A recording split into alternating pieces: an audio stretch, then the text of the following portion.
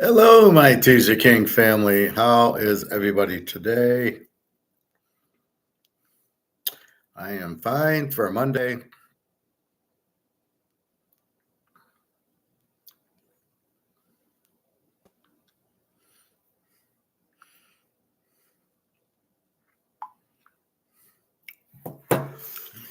Those drapes a little bit.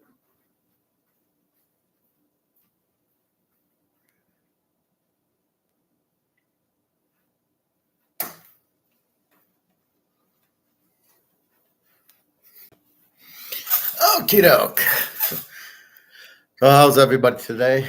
I had a big day yesterday. Hit the basketball game, Cleveland, which I thought there was no way I was going to win. I'm watching the first half on the bike at the gym, and Orlando's up like 15 points, and I'm laying 3.5. I'm like, fuck, there's no chance. And they make a little bit of a run at half, and they're down 10. Next thing you know, I'm in the pool. Next thing I know, I'm listening to the radio on the way home, and Cleveland looks like they're going to win big. So Cleveland wins by 10 or 11, and we're laying 3.5. The home team gets the win in game 7 most of the time. So we got the W there. I had 3 5-unit plays in baseball, hit them all. Pittsburgh over, Oakland over, and San Diego over all come in, which was nice.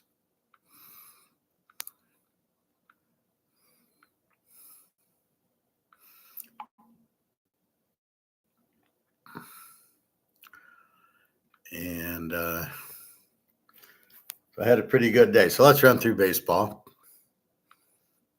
Let's quickly give you the gold silver update. Silver's 27.42, 27.44, up $1.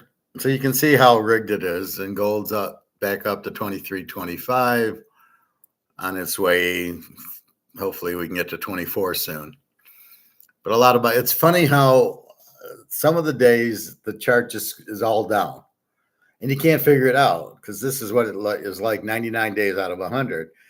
You got the ups, you get a little bit of a down, you get a 10 o'clock down, and then ups, and mostly ups. It got up to 23.31, but it did it just before the 10 o'clock drop, so it's a stupid time to buy because it's not going to hold. I like to buy at 10:30. Anyway, now it's 23.25, and silver's 27.44 on its way going. So again, we have bricks coming up. And again, there really is no competition for gold. And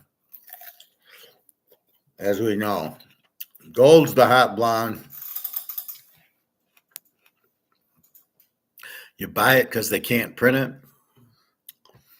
And off you go with it. So, yes, I say it a lot, but it's one of the most important things. If you want me to save your life, then you got to go do it. And there's no other choice. So this is something that should be said. Yeah, and it's really just basic. There's something limited versus something printed, basic economics. That's why I show you the Mahomes 50 card or a good Mantle PSA 9 or the Joe Montana rookie, because they're limited and they have a big value because they're limited. So it's just that's a very important thing you should know. All right. So let's get to the baseball.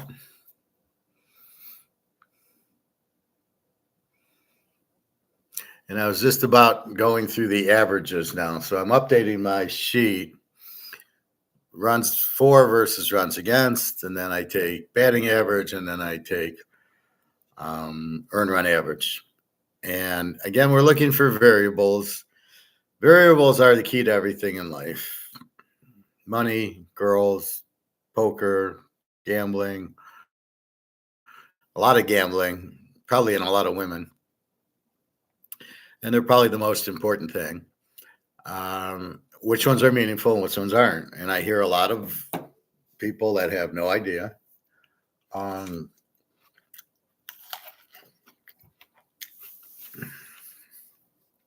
People will say, oh, look how good Caleb is.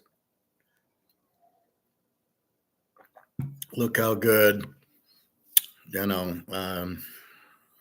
Drake May is. Well, let's go back to Joe Montana, right? Really good at Notre Dame. Had a terrible game against Michigan. He threw like 5 picks. Then when they get to the draft, he was drafted in the 3rd round. He's too small. He doesn't have a big arm. It's the best quarterback that's ever played.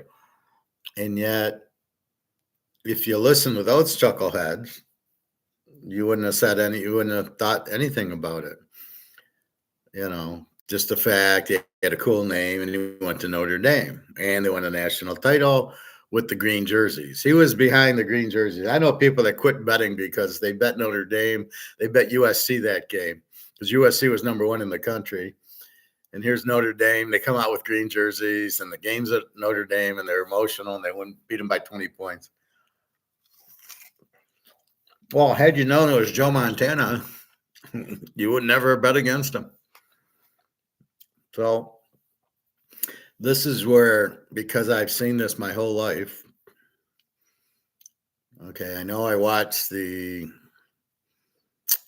1960. I believe I watched. I don't know if I bet on the Packers in Super Bowl 1 or 2. I think I'm not sure I bet the Ice Bowl.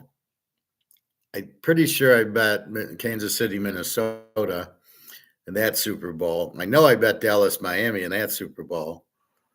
And I'm pretty sure I bet the Oakland, Miami game, but I don't remember it. Yeah, and I know I bet the Immaculate Reception. So I know in 72 I bet. And I won the game because of the Immaculate Reception. I believe I had Pittsburgh even, and I'm losing, and they get it, and they score, and I go, oh, my God, I won. And I know I bet USC to beat Notre Dame in the Anthony Davis game. I know I bet that. Anyway, I've been doing this a long time. So the variable I look at is how they play in college to get me how do they play in the pros. So in college, you're not a Tom Brady fan. I watched some Michigan stuff yesterday. I had the Tom Brady at U of M. He sucked. I mean, he didn't even play. He couldn't beat out Drew Henson.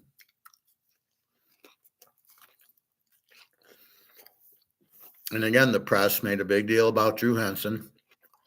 Play for the Yankees, play football. And so when Brady came out there, you were already negative. You were, why isn't Drew Henson playing? So that gets us to what's important variables and how to be stoic. So stoic is, I know Joe Montana's good, and it's a steal in the 3rd round. I know Penix and Bo Nix and Hartman are good. Washington got Hartman. He's just as good as Daniels, and yet they get him as a free agent. What a steal for Washington. Where is Minnesota? Where is New England? Where are these? Well, New England where are these teams? You could have had Hartman, a 1st-round draft pick. Well, Howard, how could he be a 1st-round draft pick? Nobody liked him. I liked him. I've seen him play. I've seen him play in the 1970s and the 1980s.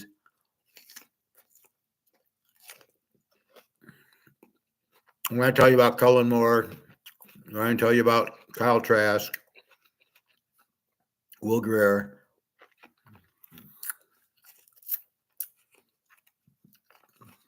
I watched them play. They're very good. And the reason they don't get to play is now they're looking at, well, he can't run or whatever. He's not a running quarterback. So Bo Nix, let's see, he only had 45 touchdowns and I think, 3 picks. Yeah, no, he's no good. Yeah, I'd rather have J.J. McCarthy, who, oh yeah, he didn't do anything. He looked like shit the whole year. All he did was hand off really good. Look at the Penn State game. They ran the whole second half. The Ohio State game, a bunch of 5-yard passes. Alabama, they wouldn't let him pass. Washington, they wouldn't let him pass. It's all these little dinky donkeys. Okay. So that's where my eye is. That's why I'm stoic. I understand the variables: quarterback, touchdowns, interceptions. See a leader. Do they win? See, the problem with a Lamar or a Hurts, they're not winners. Hurts got pulled out of a championship game for Tagovailoa.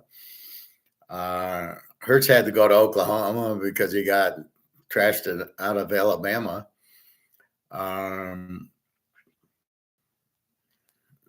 What else? Who was the other one? McCarthy did nothing. I was watching the TCU Michigan game, and McCarthy didn't do anything. He had a little bit, but the TCU defense wasn't very good. But basically, the better quarterback in the game was Max Duggan from TCU. All right, Major League Baseball. So let's look at yesterday's wonderful day. And we'll look at today. We'll make some picks. Our first game's at 4:05 in an hour. The Niners and Phillies. All right, Yankees 5-2. I have the Tigers because of Skubal.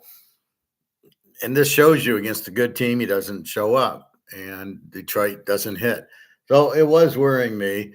I was going to go under, but the over-under, I think, was 6.5 or something. So it made it impossible to go under because such a low over-under. All right, Toronto over 8. They lose, but they lose 11-8. So big ERAs come in. Toronto goes over 8, 11-8. I don't care who wins. I only care there's a lot of runs. So there's our first W. Our next one, Pitt over 7.5, 5-star. Pitt wins 5-3. There you go. Colorado with the 5.54 ERA, and he showed it. All right, so that finally the variables worked.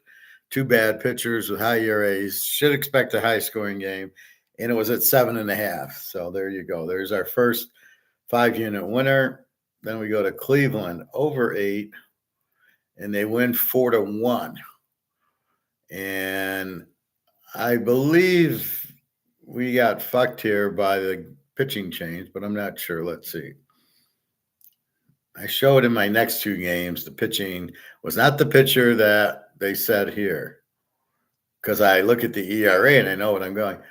G. Ganning for California with a 6.69 ERA was the pitcher against Carrasco with a 5.67 ERA. All we need is over 8. We got Carrasco with a 5.67. Throws a 6-hitter for 1 run, and nobody else gets a run. And we look at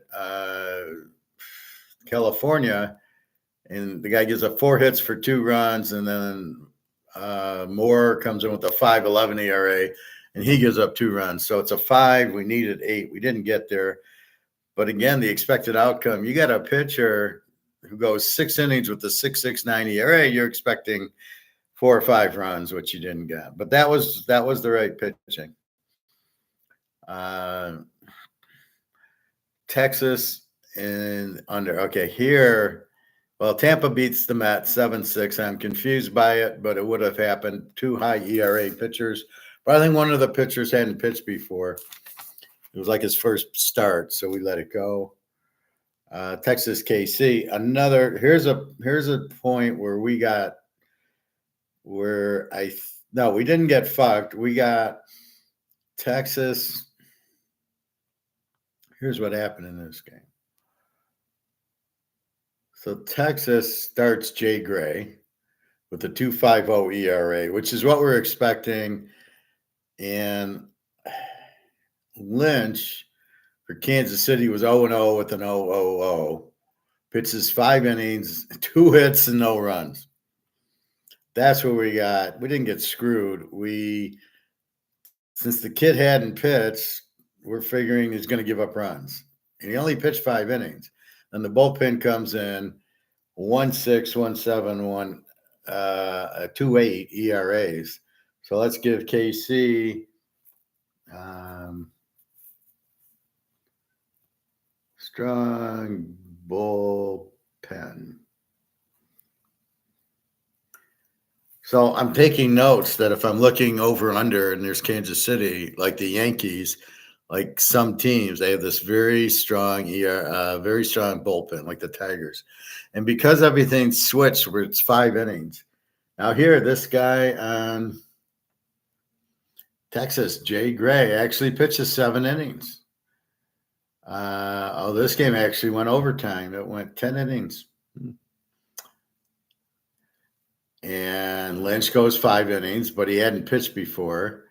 This is his first time. And then Zerpa, the 1.76 and 1.8. So KC's got a good bullpen. So Lynch gave you 5 innings, and then the bullpen shut you out. And that's what this is where it's difficult. You almost have 2 games going on. You have the starting pitcher, and then you have this 2 or 3 bullpen guys. And here the starting pitcher actually went 7 for Texas, which is unusual.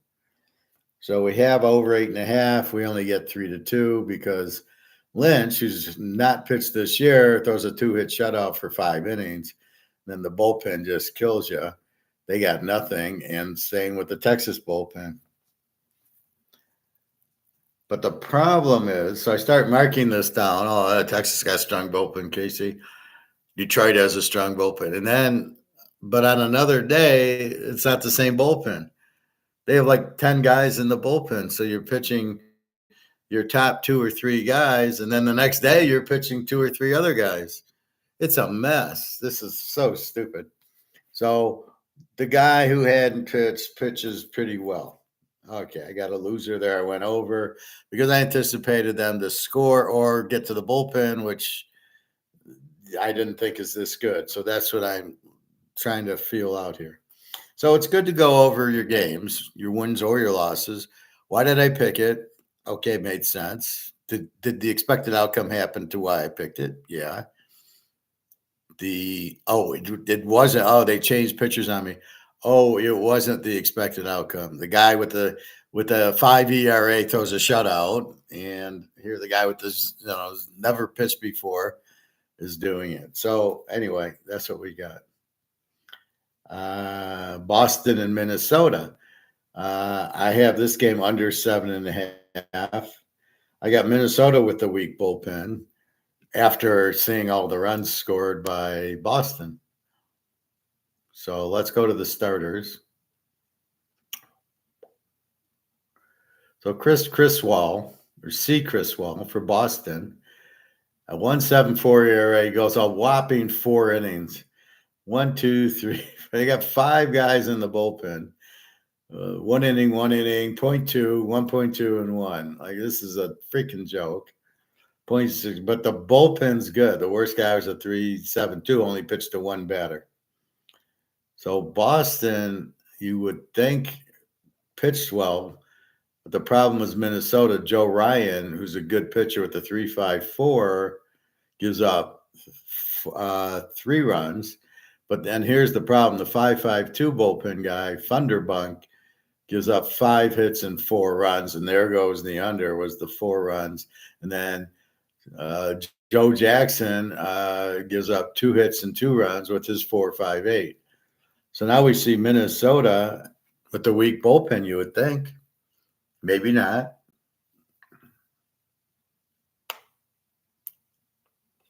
How do you read it? Now, they could have a stud in their bullpen, but if you're down 3-2, and then here comes the other guy in the 7th inning, and he gives up 4 runs, now you've given up 7, so now you're not going to your ace. So I don't know if they have a good bullpen or not. That's the hard part, but Boston does. What should have been an under goes over to 11 because the bullpen for Minnesota comes out and gives up 6 runs. I mean, in 2 innings or 3 innings, where the Tigers bullpen or the Yankees bullpen, they don't give up anything. So now you're betting on, well, let's see, Joe Ryan only gave up 3 runs. Well, that's 3-2. That's an under, but the bullpen fails and he gives up 6. So this is again, but this is why I didn't play it for 5 units. This is just a guess. Seattle over 8 does win 5-4. Okay, so it does what it should have done. So we got the expected outcome we thought. The White Sox and the Cardinals. I have the Cardinals picked. They lose 5-1. They only score 1 run on the White Sox, who can't hit. But let's see what happened in this game. And we got Crockett from the White Sox with his 5.31 ERA. And St. Louis scores 1 run on him in 6 innings. I mean, what are you going to do? 3 hits. He throws a 3-hitter. And then the bullpen gives up 1 hit.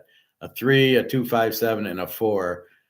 And the Cardinals get 1 hit. So Cardinals, very weak hitting, which we probably see in the average. The average kind of gets skewed. St. Louis, Liberatore, a 2.70 ERA. The guy goes a total of 3 innings, 3.2 innings.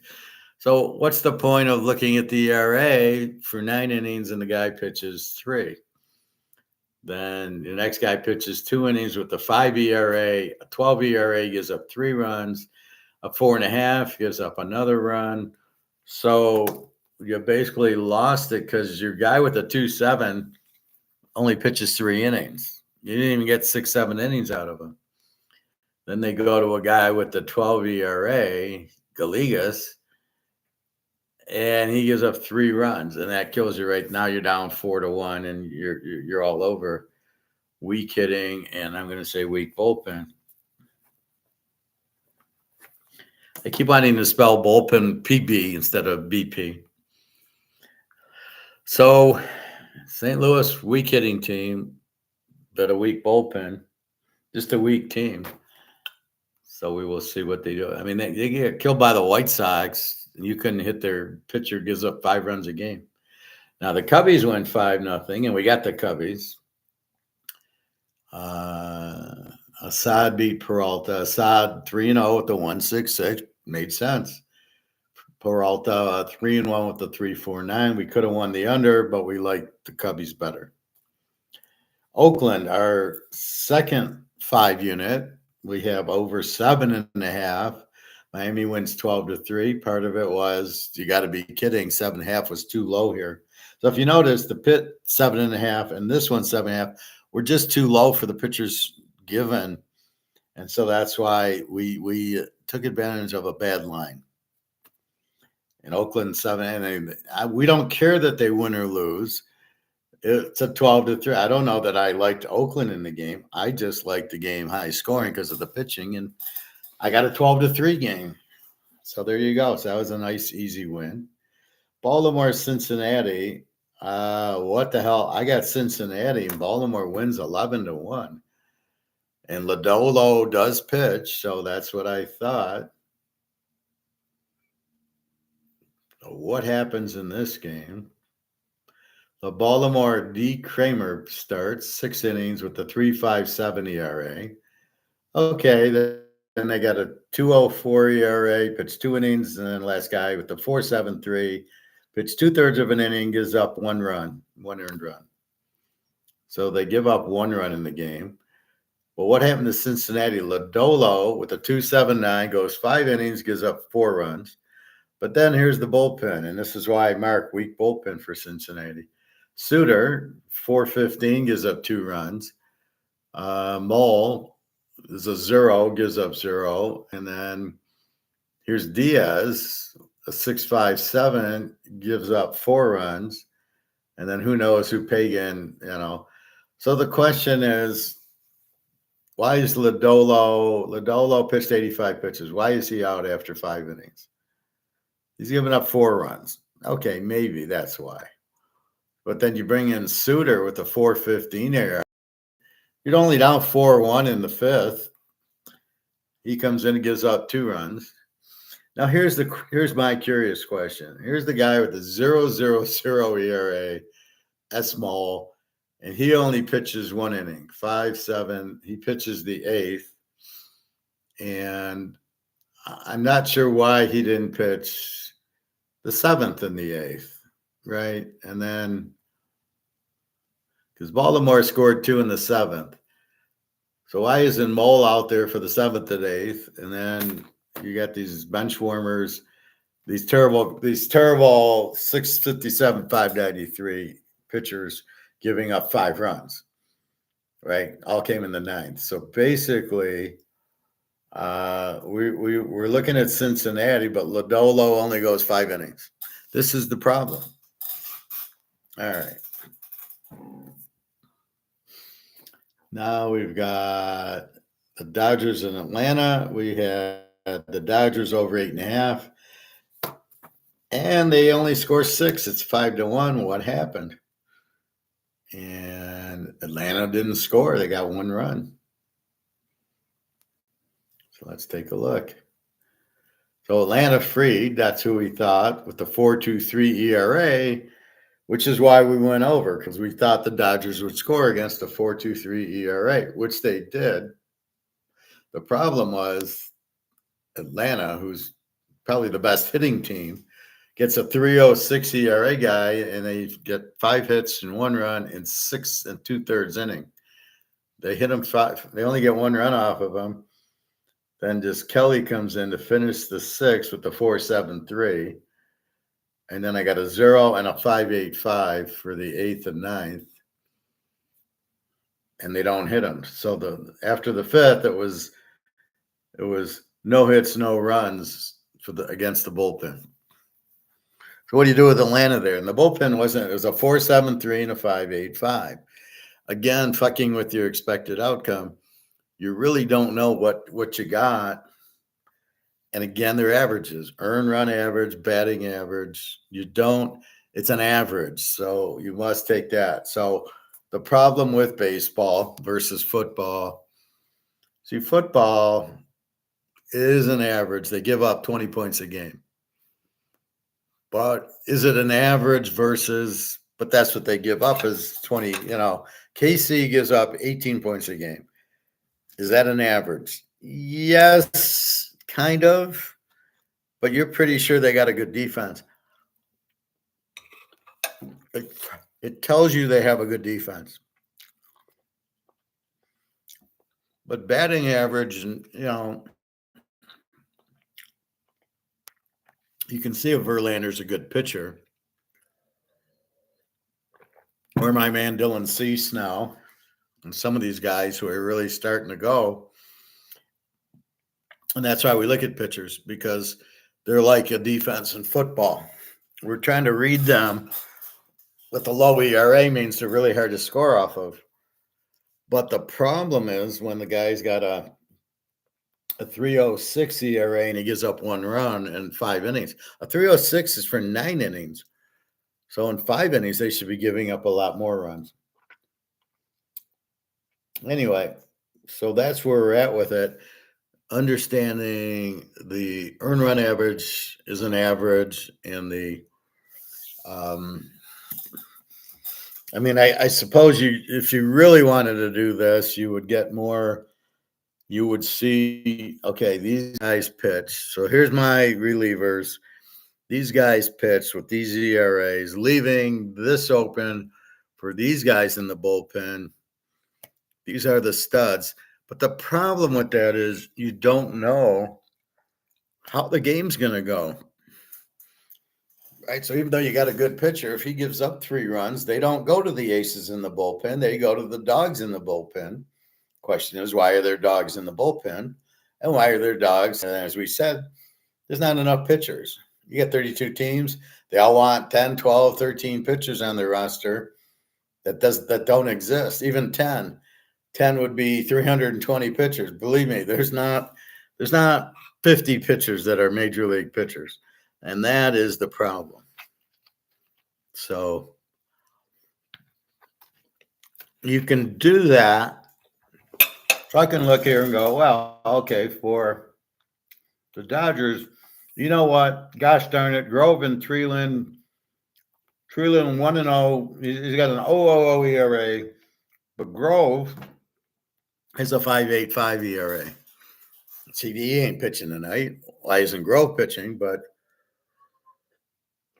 so let's scratch Grove. He probably won't pitch tonight, but you really don't know.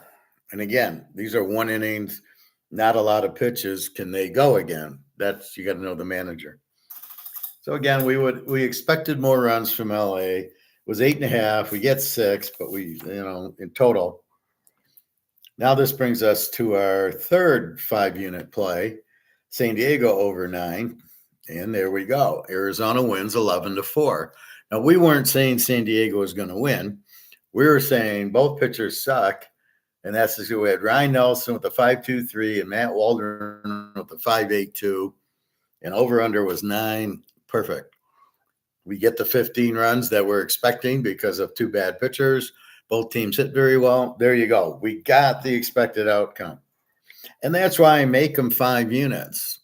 That's why I say, okay, these 3 we want to bet on. The other, we don't, we're playing around with it. What we think will happen. But we have a lot more confidence in Arizona, San Diego with 2 good hitting teams, a 5.23 pitcher and a 5.82 and over under 9. And I think I'm going to get 10, 11 runs and I get 15. That's your expected outcome based on the starting pitchers and good hitting. You expect a lot of runs. And here it came through. In the Dodger game, it didn't. Atlanta, what you would have thought would have scored, didn't come through. So I picked 3 games. I got 3 winners. I picked Cleveland, winner number 4. I laid away from some of the games. We hit the Cubs. We hit Seattle. We lose Texas under. We lose Boston under. But that's why we don't play all of them.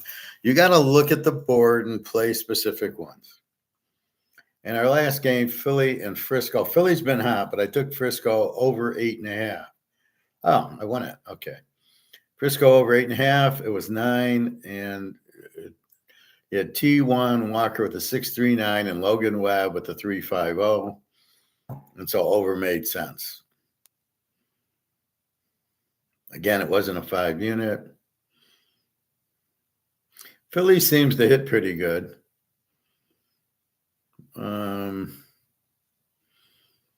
Webb, 3.50, gives up 5 runs. See, that's the difference. He gives up the 5 runs in 3 innings and nothing later. And then T. Walker gives up 3 runs with the 6.39. So you're expecting, that's why you expected it. Walker, terrible ERA, and yet he gives up 3 runs. And then the bullpen, it's just amazing. I'm gonna look at this 2 ways. Why does the bullpen come in and just shut you out? How many times are we looking here? And you get a few runs off the starter, and then that's it. And then the bullpen comes out. Nothing. So if you got the lead, if you're up 4-2, you're going to win the game. Now, there's 2 reasons for this that I can think of. One,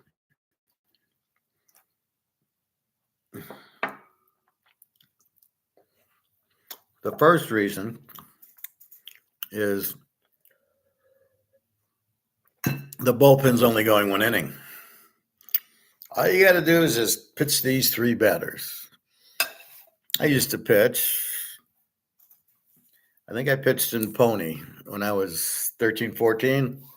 I pitched a little there, but I had no idea what I was doing. I had no idea how to pitch. I could throw the ball over the plate with pretty good velocity, but I didn't know how to pitch. I didn't know how to throw a curveball or a slider or a changeup. I don't even know if it was a fastball. I just basically threw the ball over the plate. And, if you told me just to get 3 guys out, it's not that hard. So you pitch an inning, you pitch an inning, you pitch an inning. So that's part of it. All they got to do is pitch one inning.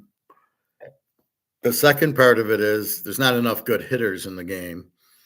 So when these new guys come in, right? So now it's the sixth. It's the let's say this. Let's say it's the seventh inning, 7, 8, and 9. And I come in the seventh, somebody else comes in the eighth, somebody else comes in the ninth.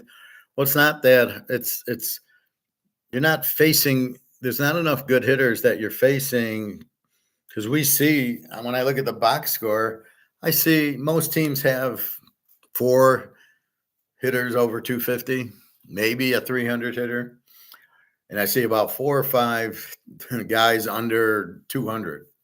It's really embarrassing. So you got such weak hitting that a good bullpen pitcher who can just get one inning, the guys can't hit it. So I think that's a lot of what it is. Very few teams have enough hitting. Once you get a while, I'll pitch around this guy because the guy after you's hitting 120. So I don't want to pitch to the 300 guy. So I think that's a lot of it. Pitcher only has to go one inning, and there's not enough hitters. There's not enough pitchers and hitters in baseball. There's not enough talent in baseball. That's the problem with baseball. To be perfectly honest, you got too many teams and not enough talent. And so therefore, it's going to be a joke, which is what you have. So that's why you see a lot of under games, and you saw a lot of 6.5, 7, 7.5 over unders yesterday, or the last couple of days. All right. So happy birthday to my daughter yesterday. Happy birthday to my Ira yesterday, 5-5, Cinco de Mayo. There you go. All right, let's go with today. San Francisco and Philly. Philly's a 190 and an 8. Philly's pretty hot, 24 and 11. They beat the Niners, I know, the last 2 days. We got Mason Black, 0-0 with an 0-0 against Zach Wheeler, 3-3 with a 191. Now, here's where it gets tough. I hit the wrong guy.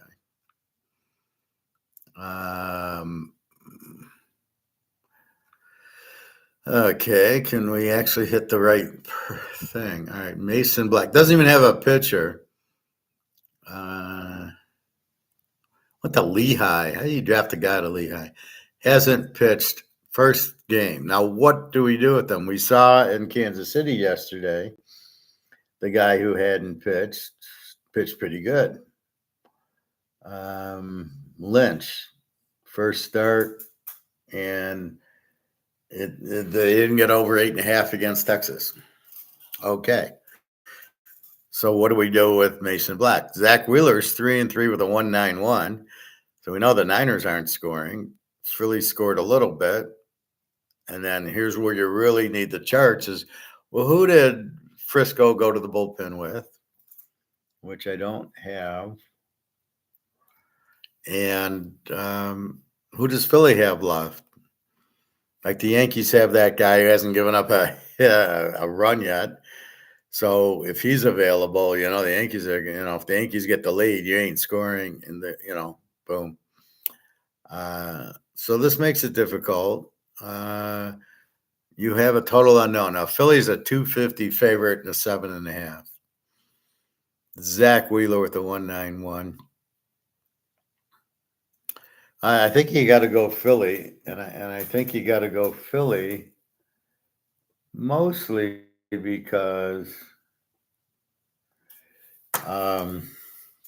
they're hot. They've beaten them the last 2 games at least. I know they did that. So go Philly. Although it's a 250, I'm not crazy. I don't know what to do with over under because I don't know who Mason Black is. Wheeler should keep him down. That's why I like Philly. But we don't know what Black's going to do. Is Black going to shut him out or give up 10 runs? So this is his debut. He's never pitched in the majors. Be a little nervous, maybe. I don't know. Detroit at Cleveland, 610. Frisco, Phillies, 405. It's 3:30. Detroit and Cleveland is 6 o'clock. So now these games are 6. So if you miss the Philly, you get these. Detroit, Cleveland. Cleveland's a 120 and again a 7. Now, why is the 7th?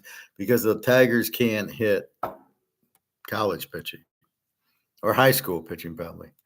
Jack Flaherty 0-0 with the 4 against Tristan McKenzie 2-2 with the 4.34. I'm gonna go. I'm gonna go Cleveland, and I'm gonna go over. And all we got to do is hit 7. So Cleveland over 7. I think Cleveland can get most of it. Both pitchers suck. And then it depends how the game goes. If they get a lot of runs, you don't go to your aces in the bullpen. And if you keep the game at 3-3, you get a lot of aces. So, but you don't know what you're going to get. You can see by the pitching, should be a close out 0-1 with a 4 and 2-2 with a 4.34. So you should get relatively close game. All right. California and Pittsburgh. This is a Rams-Steeler game. Let's see. We got Pitt 160 and 8. Tyler Anderson 2-3 with a 2.23 for California. Mitch Keller 2-3 with a 5.18 for Pittsburgh. So the edge goes to California. I don't like Pitt's a 160 favorite. I don't like it all. I think you got to go over 8.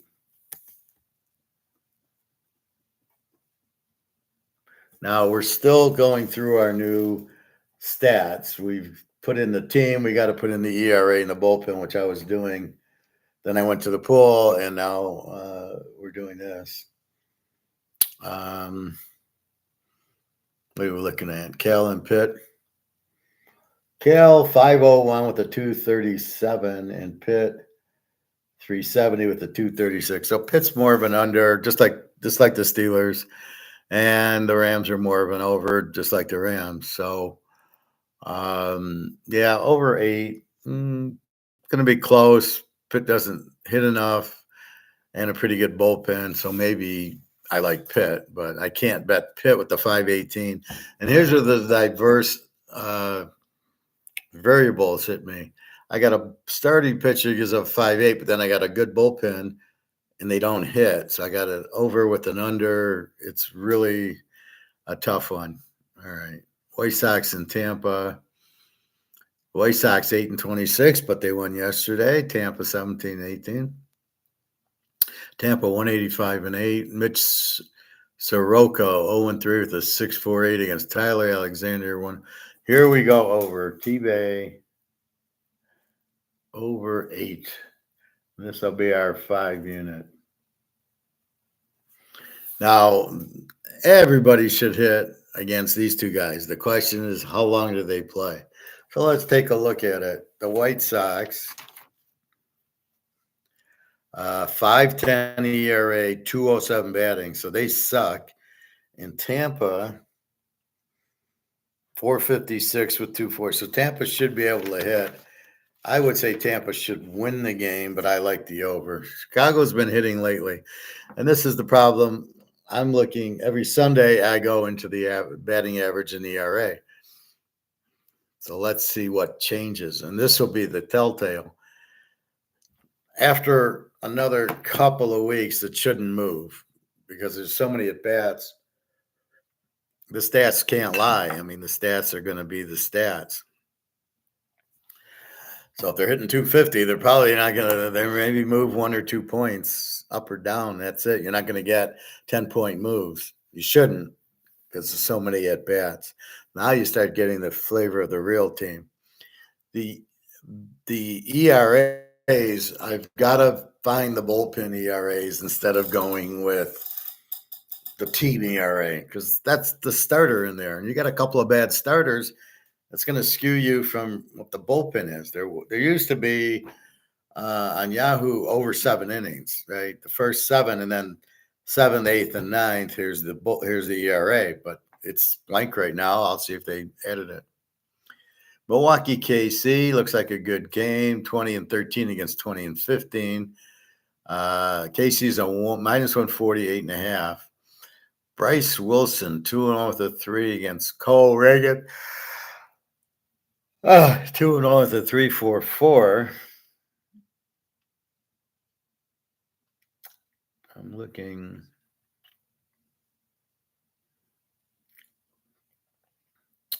I ignored this one. All right. So we have to go to the sheet. Now it's a week old, but okay. What does Milwaukee do? Well, KC 318, 234. Milwaukee 428, 260. So Milwaukee's more of an over team. KC's good pitching, decent. Yeah, this could definitely go over with these bullpen. And see, I'm going to stay away from this game. It could go under very easily. If the starters have a good game, you're not getting it because they're good enough to shut you out with a 3-0 and a 3-4-4, but you don't know. So let's leave that alone. And then we got Seattle and Minnesota. Decent football game. Seattle 115-8. Luis Castillo 3-4 to 3-4-6. Simon Woods Richardson 1-0 with a 2-4-5. Now this we're going to go under because both these teams are under. Seattle under 8. See, I'm not getting a lot of pitching matchups where I go, oh, I got the A against the one against the 5. Seeing a lot of similar ones. The San Diego and the Cubbies. San Diego's a -110, 7.5 over under. Hugh Darvish, 3-4-5 against Justin Steele, 0-0 with the 193. So let's go under in this one. The Cubbies under 7.5. The Mets in St. Louis 125-8. Sean Manaea, 1-1 with the 307. Kyle Gibson, 2-2 with the 379.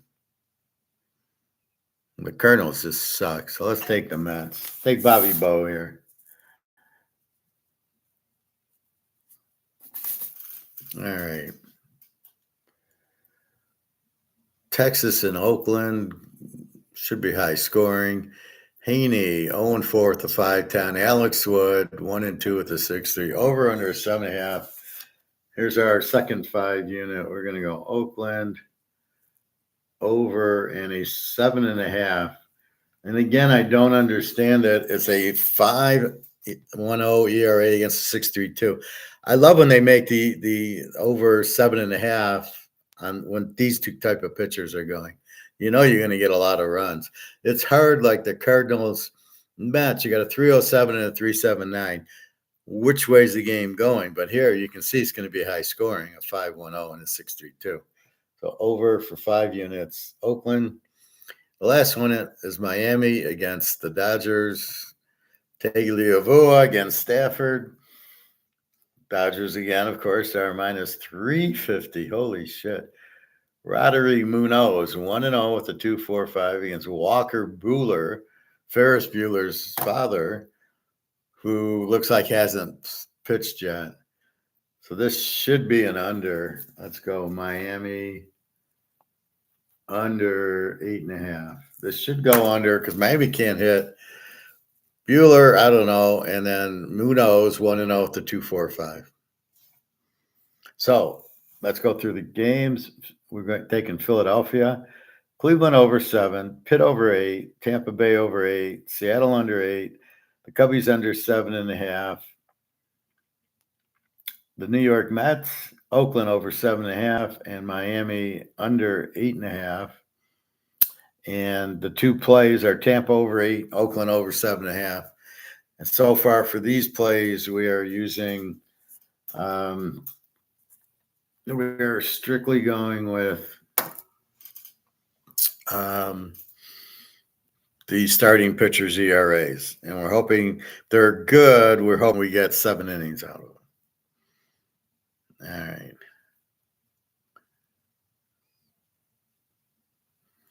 Let's go to the NBA.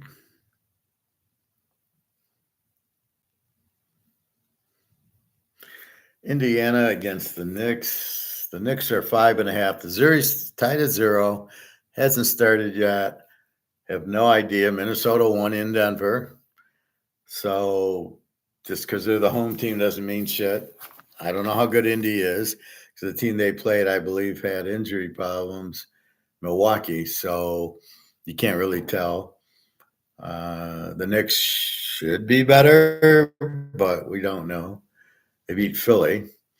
And the mini in Denver. Now, here's our first heads against the wall.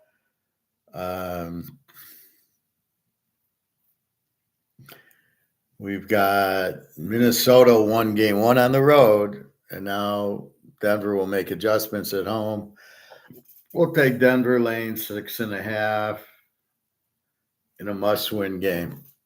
They have to win, or they're down 2-0 going back the mini,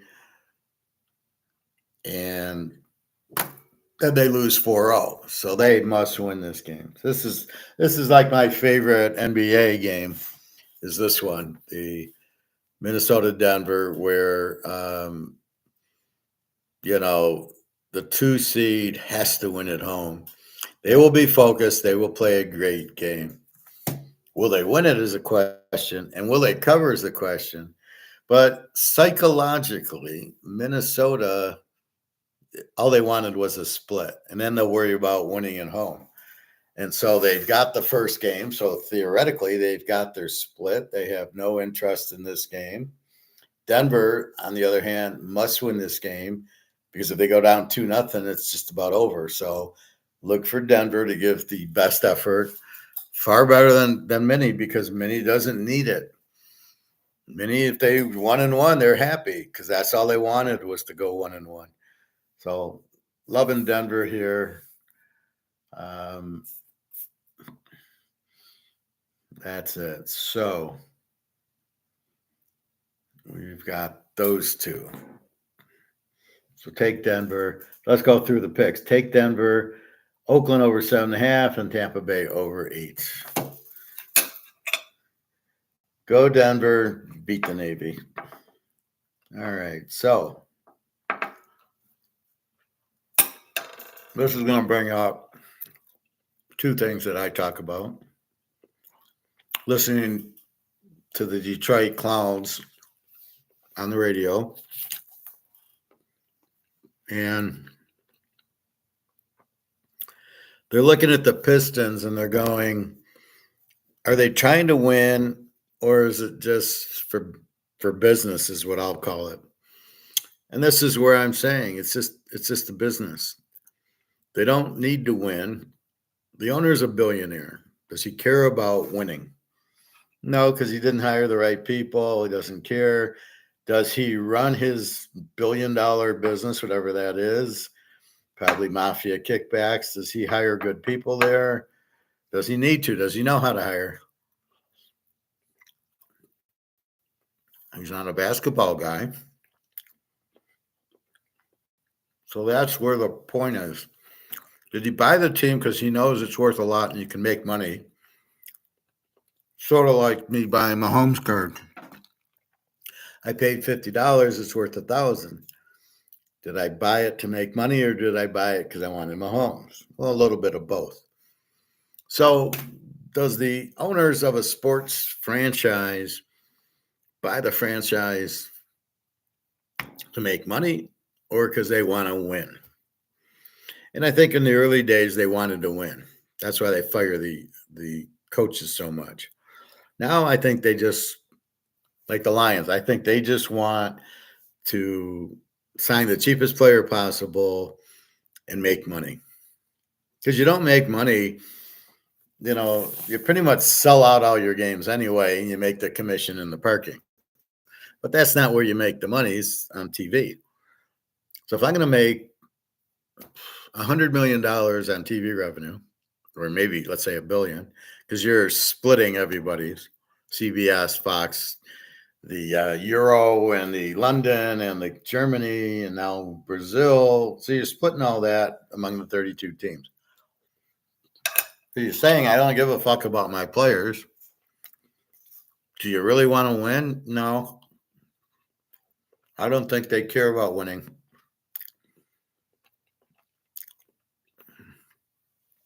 I think once in a while you get a Mahomes or Burrow who tells you to fuck off. I'm playing to win.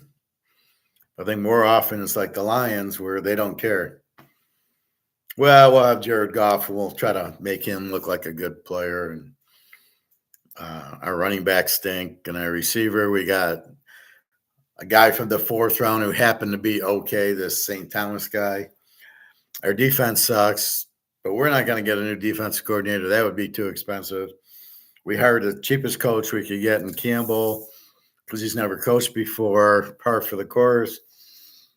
And that's it. And once in a while, like they got Barry Sanders, turn out to be great. But normally it's Jerry Sanders, not Barry Sanders, who they pick. And they don't sign their players to a second contract because that would cost money. It's easier to draft a guy, and then you can do and say, well, look, he might be good. And then they drum it up like, yeah, the Lions with a great draft. They got this kid out of Alabama who didn't even play for Alabama much, but he was always injured. But, well, he went to Alabama, so maybe he'll be good. And I think there's way more teams trying to make money than teams trying to win. And I think that's the bottom line, is you must identify, like the Pistons do not care about winning. And it starts by the GM and the coach they hire. You can tell right away if they want to win by the GM and the coach. So you look at the Pistons, the GM doesn't even know what a basketball is, and their coach is horrible. The players on the court are unrecognizable. So you're sitting there going, well, Detroit doesn't want to win. You don't bitch about it, though. You just say, well, they don't play to win. That's just what the Pistons are. And then you go down the list. So in the NFL, Packers, they seem to want to win because they're a publicly owned team.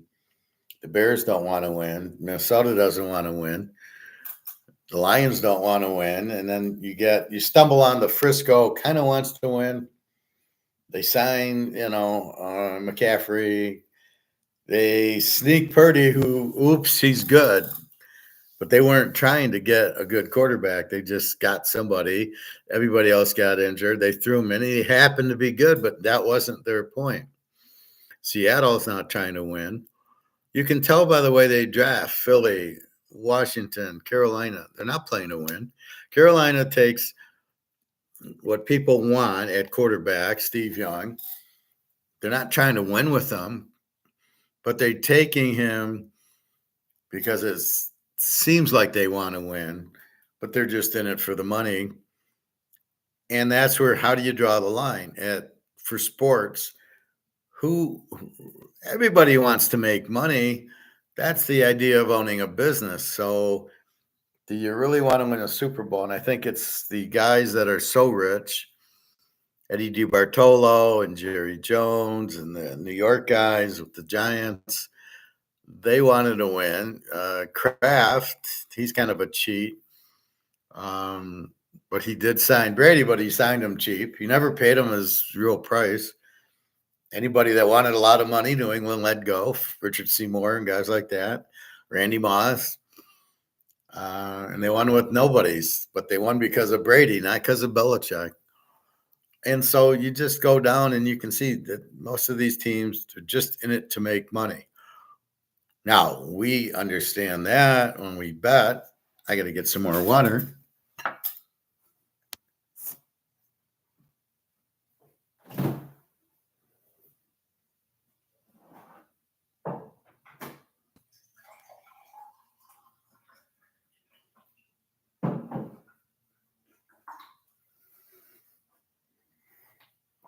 And I think that comes across in the way I pick, because I can see that the team sucks.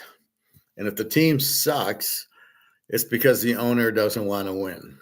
So we have a huge advantage betting on a Kansas City, a Cincinnati. I'm going through it all, TK, or Greg or John. So you can tell the reason KC's good is they mistakenly took Patrick Mahomes at the end of the first round. Nobody picked him. And he turns out to be really good, and they win with him. Now they've won 3 Super Bowls. And as Bobby thinks they'll win 7. I don't know. It's up to Joe Burrow. Cincinnati wants to win. They drafted Burrow and Chase. So they're saying, we want to win. Cleveland, I don't know what the hell they're doing. Houston doesn't want to win. Philly, I believe, does, but the Giants in Washington don't want to win. You can tell by the players they have on the team. They're cheap. Daniel Jones, you're running a company, and here's Daniel Jones as your quarterback, and you think you're going to have a chance of winning? That would be like he's my CEO, and the guy doesn't know anything about the product we're selling. You think you're going to be successful? No. Do you think a company, a normal company, GM, Sony, whatever, Canadian club, do you think they hire poor CEOs, CFOs? Do you think they want to make money, so they're going to hire the best people with experience to make money? But if we notice football and basketball and baseball, they don't do that. They don't hire the best to win. They hire enough for the fans to come out to the game and think they have a chance to win. They don't have any chance to win. The Tigers, they don't have a chance to win. The Yankees do try to win. There's a few teams that try to.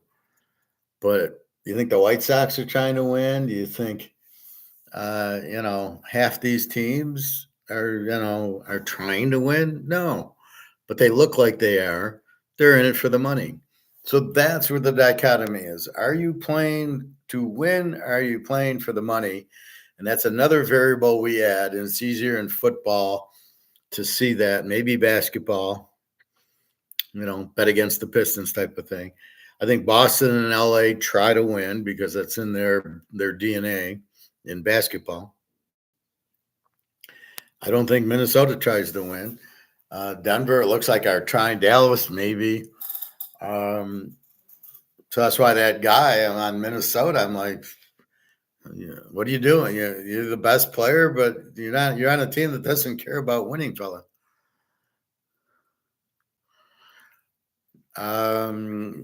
I'll get to that in a minute. So that's really where you're looking is, do I want to bet on a team that doesn't care, or do I want to bet on a team that's another variable that nobody can put in their algorithms or analytics to kind of come up with the game. Then they throw the analytics at you and the algorithms and all the bullshit at you just to keep you busy. But in reality, are they trying to win? No. It's the same thing with the wars. Why are we at war with Russia? We're not trying to win it. We're trying to spend money. We think the war will get us out of debt, and it's bullshit. It won't. We're not even sending our own soldiers in. I've never seen a war where, well, you guys fight for us. What is that? What kind of war is that? So most things are hidden. They're for the money. Sports are for the money. And you can see it. You can see it clear as day. Jerry Jones, he says he wants to win, but he's not. He's got Dak Prescott. He's got to know he's got no chance of winning with him. Baltimore, I'm sure, signed Lamar not trying to win, but knowing if I want to make money, I have to have this guy for the fans. But I'm not going to win with it. Kansas City stumbles on Mahomes. Cincinnati has Burrow. Was not a stumble. That was the superstar. And there's a few others. San Diego took Herbert. I'm sure they didn't expect anything. And that's probably why New England took Drake May, not to win. Look what we took now, because it was the popular. That's why you wonder why Drake May and McCarthy get drafted. And you're like, they're not trying to win. It's just the popular choice. So Minnesota will sell tickets and sell J.J. McCarthy. And I'm sitting there going, they have no chance to winning with these guys. Carolina has no chance winning with Steve Young. The only one with Jaden Daniels, maybe with Washington, but they don't want to win. The Giants kept Daniel Jones instead of taking Bo Nix or Hartman. Why nobody takes Hartman, I don't know. Washington gets him for $200,000. I mean, what is that? That's ridiculous.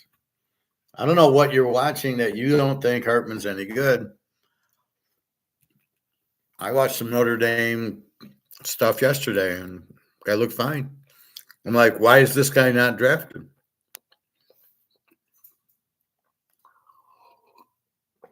So, do they really want to win, or do they just want the money? And they're kind of camouflaging it enough that then you get angry. Like here in Detroit, they get angry at the Pistons. What are you angry at the Pistons?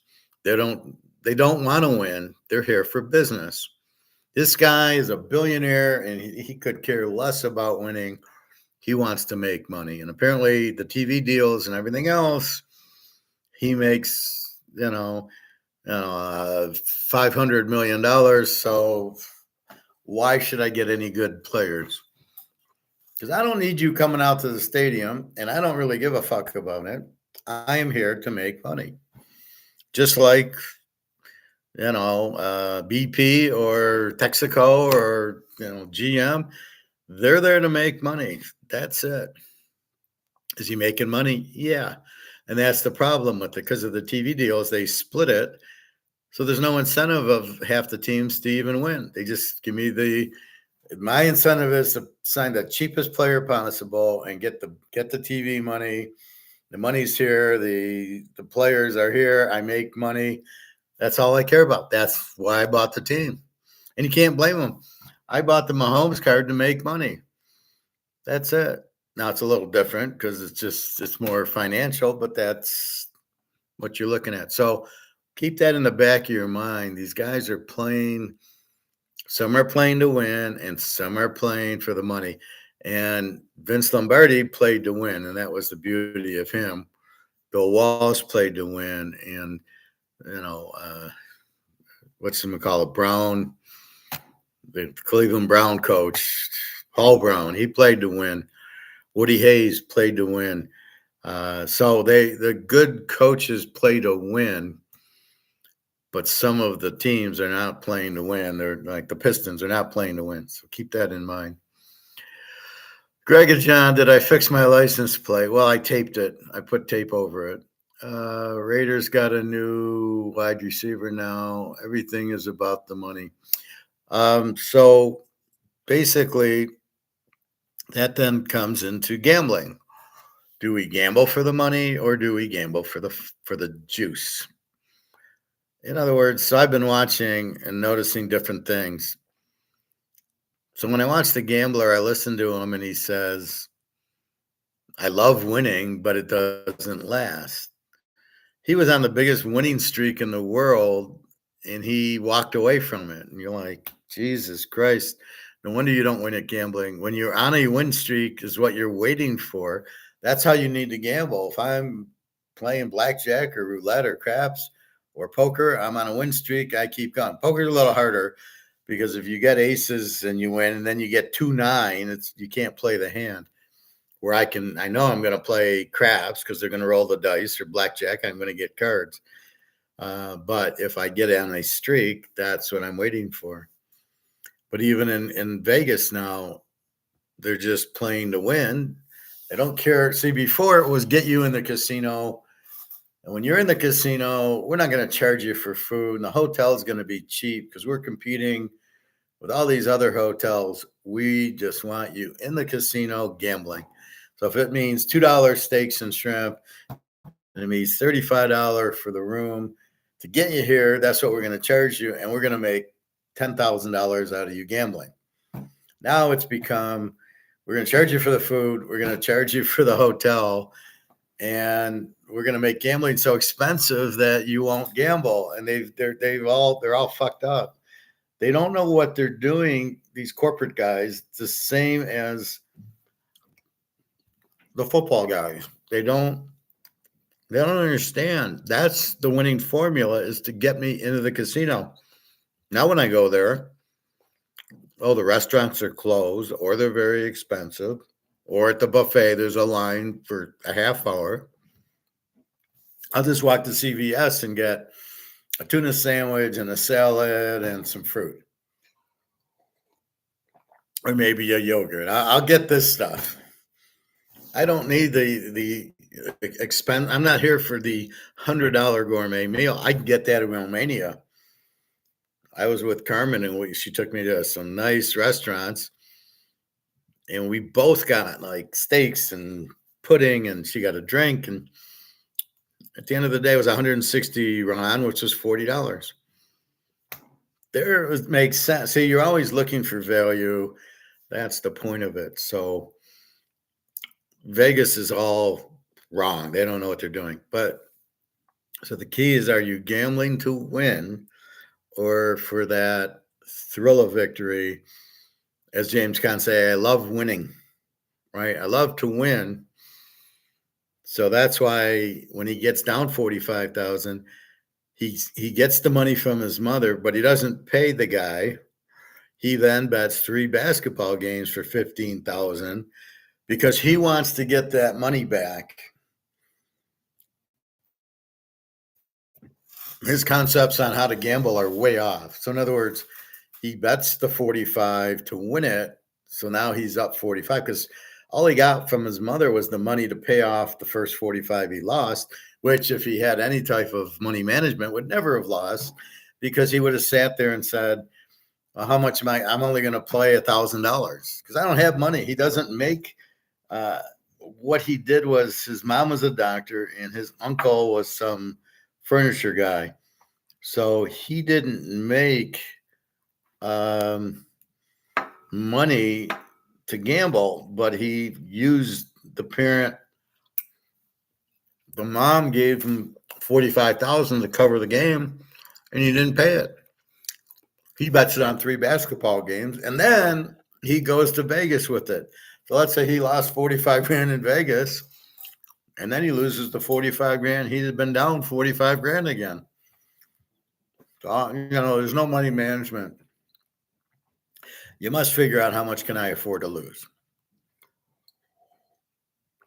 He made $1,500 a month as a teacher. Now, back in the 70s, that was probably good money. But 44 grand, they make a comment there. He's losing the money, and the bookie goes, that's 6 Eldorados you lost. So Eldorados in 73 was $8,000. They're probably 50,000 now. Anthony Davis said, hi, he is the best there is ever. You should do conference calls for your show. Well, come on in.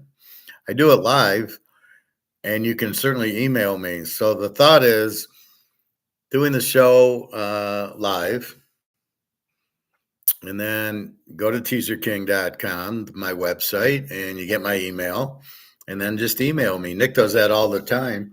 And all my customers for football email me because when they pay, I got their email, and then you can ask me the questions. So you can get my email and do it. Anthony Davis, he said hi to you. Do you know Anthony Davis? Is he real, or like where do you see this, or is it just yesterday you said he's the best? You should do conference calls for your show. Well, like I said, you just come, and then if you can't make it, like if Bobby's watching it tonight, he can get my email and do it, but he doesn't. For some reason, he never gets my email. I think he doesn't want me to have his email, which is confusing to me. I have all my customers' emails who buy the football, and so I don't really understand that, but he can do that. But what am I going to do? I mean, I'm not really taking phone calls here. This is all live. I mean, I am live right now, so I know he's got a game tonight. I could help him out. You can lose. You can win, but not by 7. We can pull a James Conn on him. Okay, Anthony, you're gonna win the game, but you can only win by 5. Actually, you're not gonna bet this one. You're gonna bet against yourself today, and if you lose, then you're gonna bet. We're betting you hard to win game 3. But I mean, that's my point. Everybody's welcome here, unless you start going after the girls. I've had a few guys I had to hide because they were doing what I didn't like about helping the girls or just certain things that I didn't take too kindly to. But I don't know how to do a conference call. I'm not on a phone right now, right? All he's got to do is go onto YouTube and do it, or has he got practice now, or the game's coming up. That's okay. But he can watch it. Anthony, we're betting against you because Denver needs to win. So be wise and bet against yourself. I mean, that's how stupid that one guy is. He bet against himself. Well, this is not. I'm not on a phone. How would I do it? Right? You're gonna call me. Are you gonna call me, Greg and John? And I'm on the phone, but I'm on here. So just go on here and type like you're doing, and that's fine.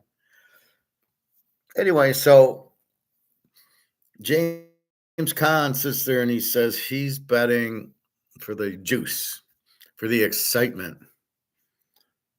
Well, is that why you date a girl, for the excitement versus for the winning? So if we take this logic, we keep going. Are the owners trying to win or just trying to make money? And then are you gambling because you want to win, or are you gambling for the juice, for the excitement?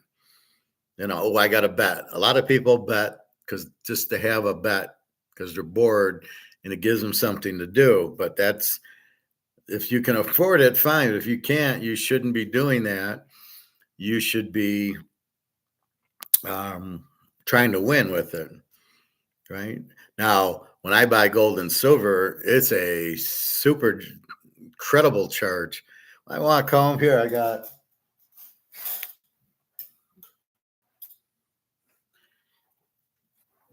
one of my friends got married, so I promised her some gold. So I took this out for her. It's a quarter ounce. But when you buy this, it is a bigger charge than you get winning any football game or basketball game. Because you've done it. You can't lose on this. It's a lock. For sure gold's gonna go up and bricks and everything else. And then we got to figure out how to get it to Switzerland or wherever we need to go to cash it. There's nothing more electric than buying this, and I bet football since the 60s, and I've been with the girls, and I'll tell you, this is far better. You talk about an addiction. It's like, I need another one. I need another one. And you can buy, and then, I can't afford it. Now I'm going to buy silver, but it's just a rush to have more and more and more. And pretty much the same as this. This is a very big rush. But this isn't gambling, and this is certainly not gambling. These are not gamble. I'm not gambling here. I can't lose. And it's affecting, like, do I want to play poker or buy gold? I'd rather buy gold because I can't lose. Poker, I can lose, right? I got aces and some guy hits 3 queens and I lose. But there's nothing that can hurt me buying gold or buying silver, especially gold, a little bit more. So that's where you get the juice. I don't think I'd gamble. See, you don't have to gamble to get the gold and silver. You just get the gold and silver. But betting on Denver tonight, that's a risk. You could lose. So don't bet it if you're going to bet it for the fun of it, don't bet anything. Just say, okay, I'm going to take Tampa Bay over 8, my 5-unit play. I'm not going to bet it. I'm just going to sit back and I get the juice. And if I win, I'm all happy, or Denver. But if I want to gamble, then I'm going to gamble on this. And I want to win. Do you want to bet and lose? Does that make any sense? Well, I lost $1,000, but oh boy, it was exciting. No, it isn't. It's not exciting losing. Losing is not exciting. That's why I like to win.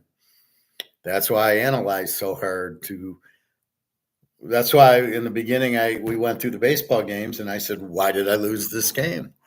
Not all of them. When I was 3-0 yesterday on my 5 units, but the other games, like why did I lose LA over 8.5? And I lost it. Why did I lose it? Arizona didn't hit the fucking ball, or Atlanta, whoever they were playing.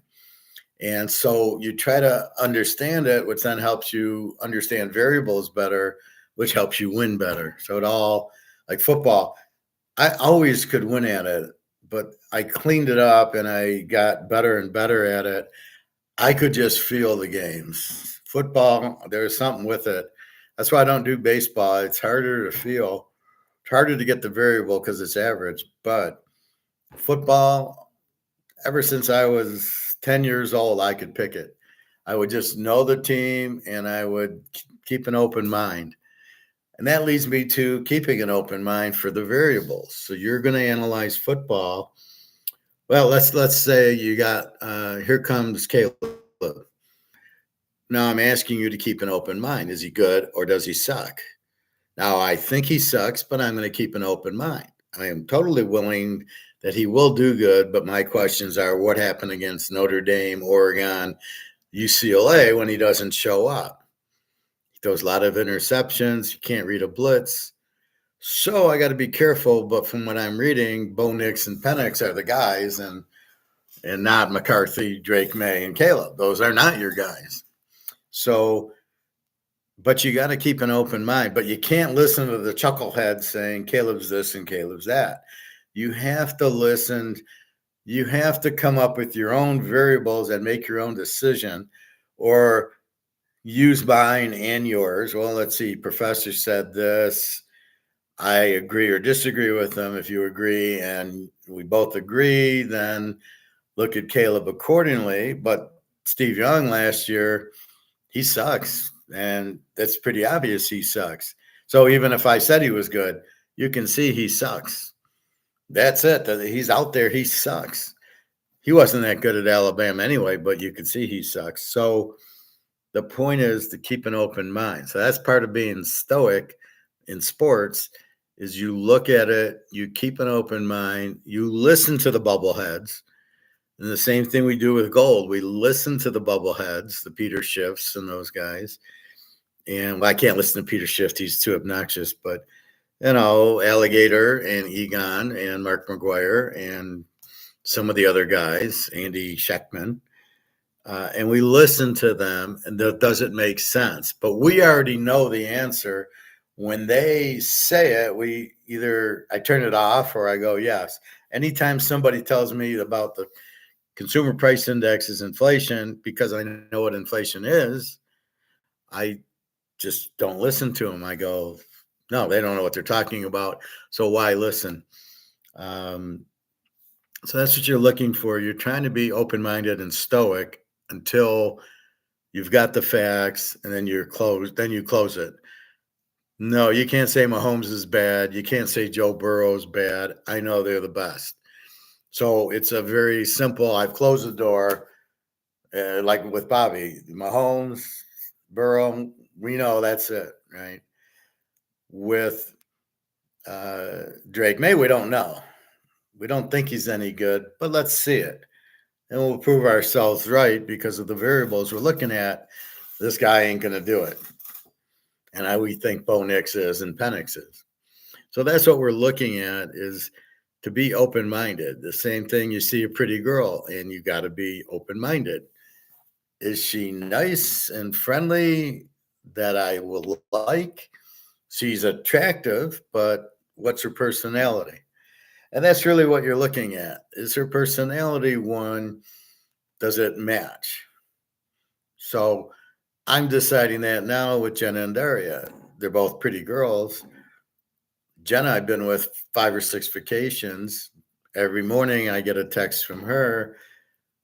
Daria runs away for 5 days. And then I don't hear from her. And then, and so that bothers me. But she's starting to be more open with me and tell me things. And I go, it's fine. Like, what are you so worried about? Everybody does this stuff. So the looks are even. Jenna's strong personality, Daria's a weaker personality. And so that's why I want to meet Daria. And then I can choose, well, which one do I want to be with? But again, I'm looking at all the variables to figure that out, as I would with Caleb and Nix and all these guys, as we've done with Mahomes and Burrow and Jalen Hurts and Lamar. We need to bet to win some money. Not me, you do. I don't need to. I got cold. Raiders got Jalen Guyton. Never heard of him. Caleb could have a few good games. Don't know. Professor, what is this? This is a coat. I don't know what a coat means. Alligator is bad. I don't know. Alligators getting a little bit worse.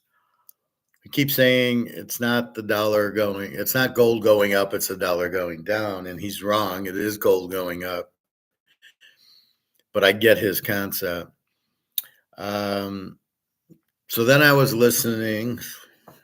I'm trying to get broad for you, Greg and John. Stuff that you haven't heard before. I'm very, very articulate all over the place. So I'm listening to the morons on the radio show on the way back from swim. And the morons are saying how expensive the Kentucky Derby was. Thank you, Greg and John.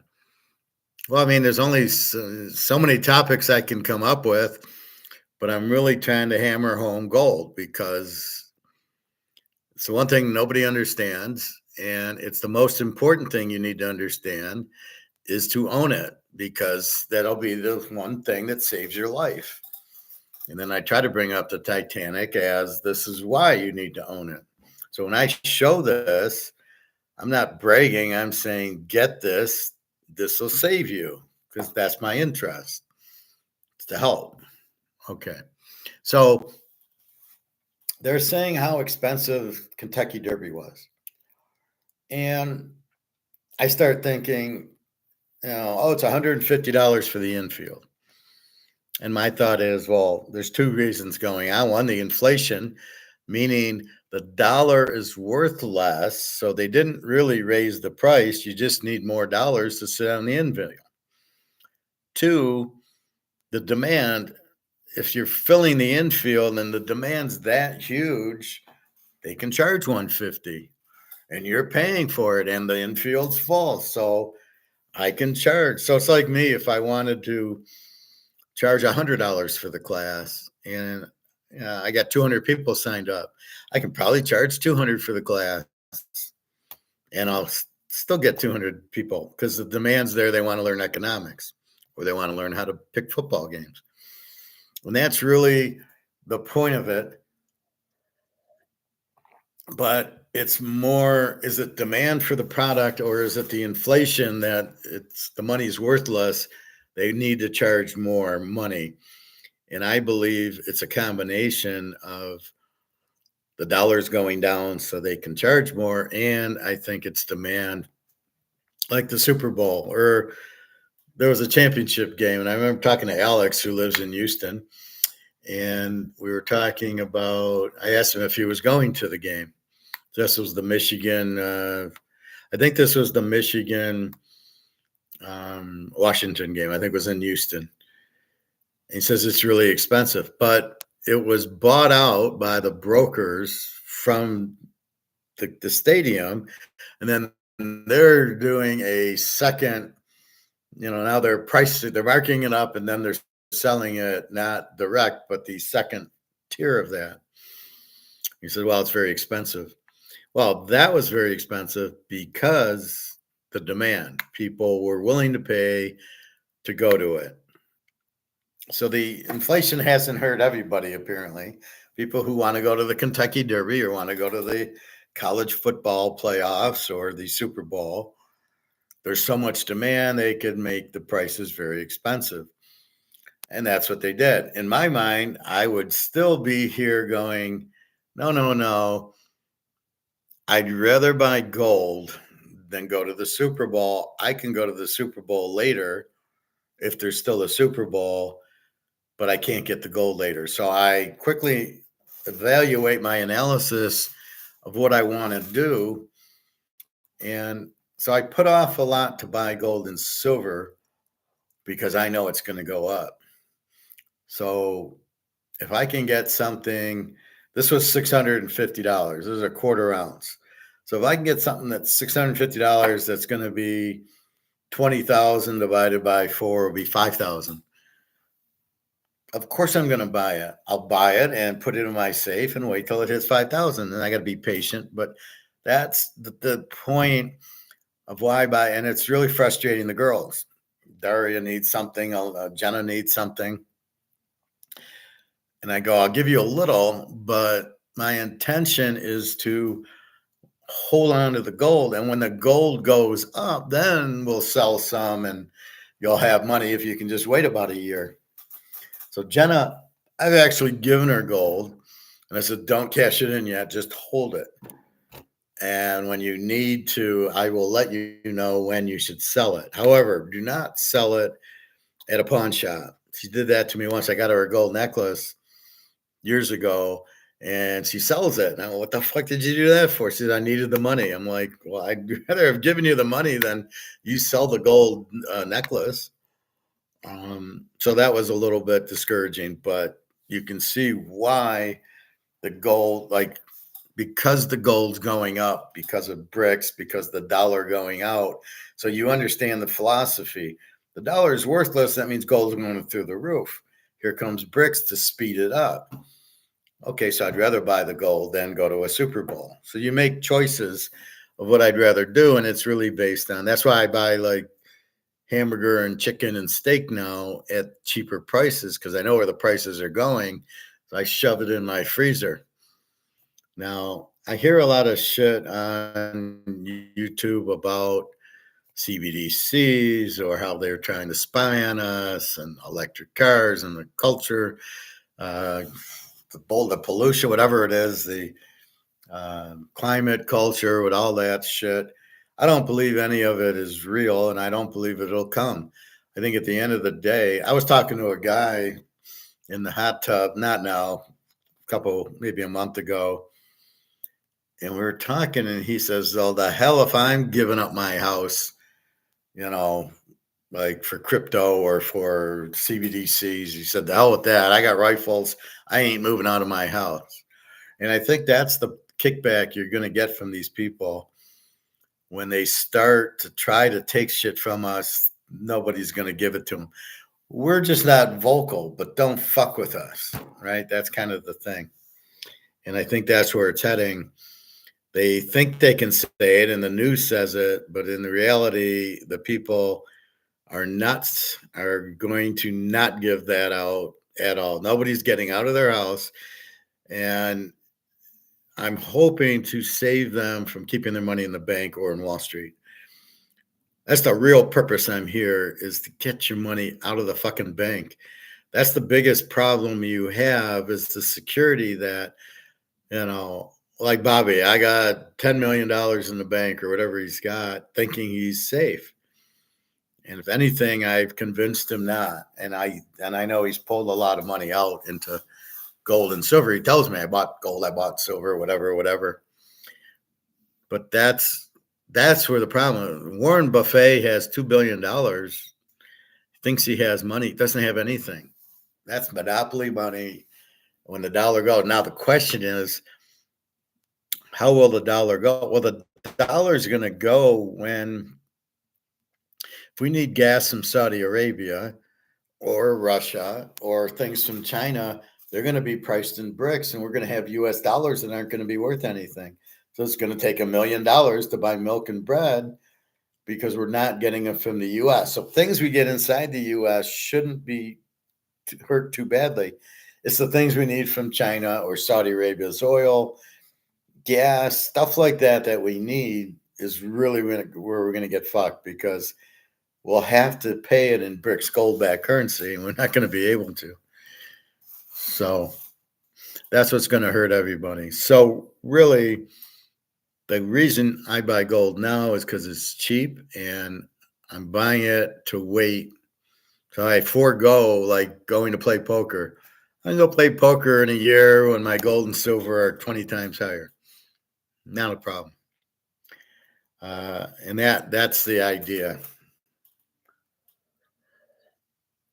And we'll cross that bridge when we come to it if we're going to cash it here at the gold store, or I'm going to go to Switzerland and cash it.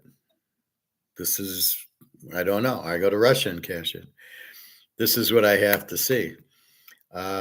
I've been watching some. Do I do yard work? What kind of question is that? Yeah, I do yard work when I have a house. I don't have a house now, so I don't do any.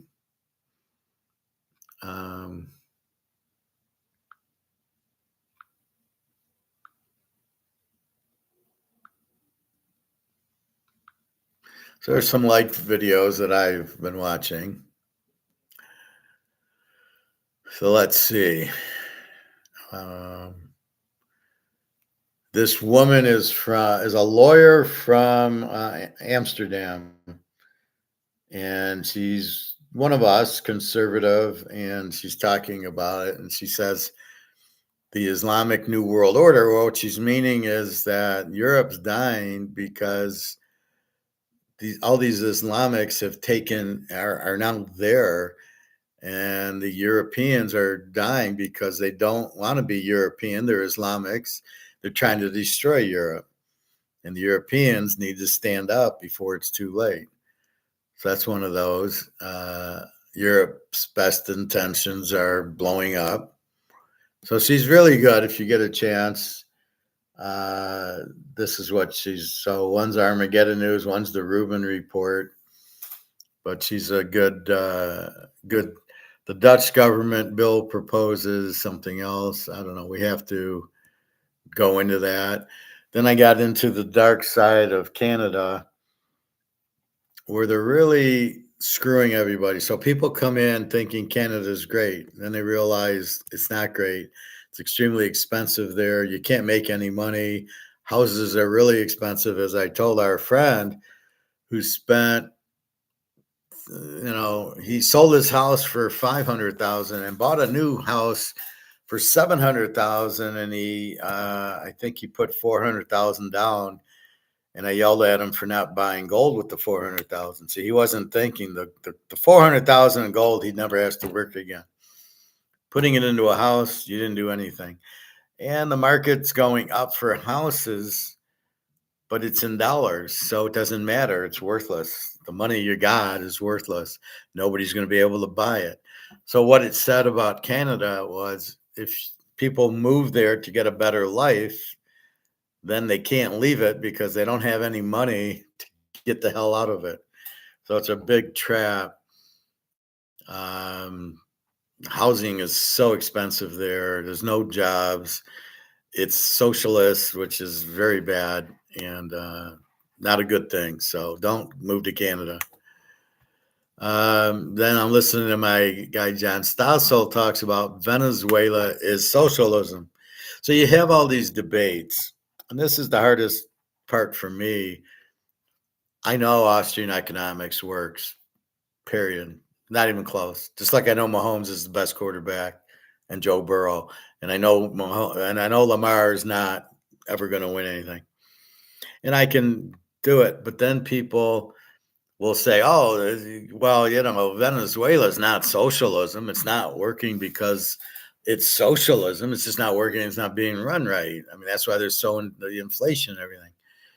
And Stossel sits there and says, it's not. It is socialism. Socialism is when the government controls the market and the most basic thing. And how can the government control the market? The people have to control the market. If I want to go buy golf clubs, you have no idea. That's up to me. If I can afford it, I want to buy it. The government can't control that. And there's about 10 different brands of golf clubs.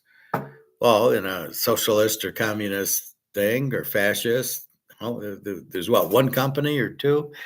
The Adolf Hitler company and the Joe Stalin company. And that's it. There's no Titleist and all these other brands. And that's the problem. You need capitalism because there's too many choices. You can't control it with communism, socialism. The market has to be run by us, not the government, as simple as it is. So everybody tries to say, no, socialism works. You're like, where? Cuba, Russia, communist Russia, fascist Germany, Cuba, Venezuela. Where's it worked? And then they'll try to point out, like, well, Venezuela is not socialism. Their country's driven into the ground, but it's not because it's socialism. Yeah, it is. It's exactly why. High inflation because they print money and they keep printing it. And that's where we're headed. If we keep doing what Venezuela's doing, and we are doing it more, the money won't be worth anything, which is why I'm warning you, because this is your out and you better do it now. And I'll say that a million times, Greg and Jen. I don't give a shit. That's what we need to hear. So Venezuela prints too much money. They have inflation. There's no food on their shelves. Nobody can work. And they have all this oil, but it doesn't matter. I mean, if you don't have a good currency, you're fucked. So Venezuela's terrible about that. End of illusions about the Ukraine war. Ukraine has lost the war. It's not close. Russia has won, but Ukraine won't go away. They won't leave. It's like risky business when the prostitute sleeps over and he goes, she won't leave. Well, that's the problem. Russia's sitting there, they won, and the Ukraine's not surrendering. And then there's no French troops going there. There's no other troops going there. It's basically done. And that's what you got to realize. That's all over, right? Russia's won this war. But the point, the reason what the U.S. wanted was all the natural resources from Russia. But they didn't fight them. So they had Ukraine fight them, and the Ukraine got killed. Now the BlackRocks and the JP Morgans are now going after the Ukrainian soil and certain assets that the Ukraine has. They have some gold, I think. Everybody's got gold. So they're basically trying to take that. So Larry Fink from BlackRock signs a thing with Zelensky. He's going to rebuild the Ukraine after the war.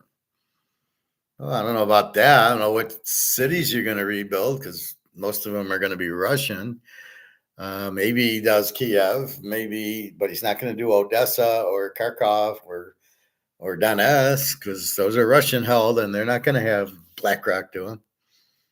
So Russia hates the U.S. You have to understand that because of these sanctions, and now we're trying to steal $300 million from them or $300 billion, whatever, that they confiscated. So they're trying to steal that. They want to get a war because the people in charge are like 5-year-olds. People in charge of the U.S. are all these defense contractors who want a war so they can make money and sell rockets and missiles and planes, which is why they want to keep the silver price down. As I said, 500 ounces going to a Tomahawk missile. I don't know what goes into other missiles. I'm assuming it's other silver. So they want the price lowered, and that's basically it. So am I doing okay, Greg and John, talking about different subjects?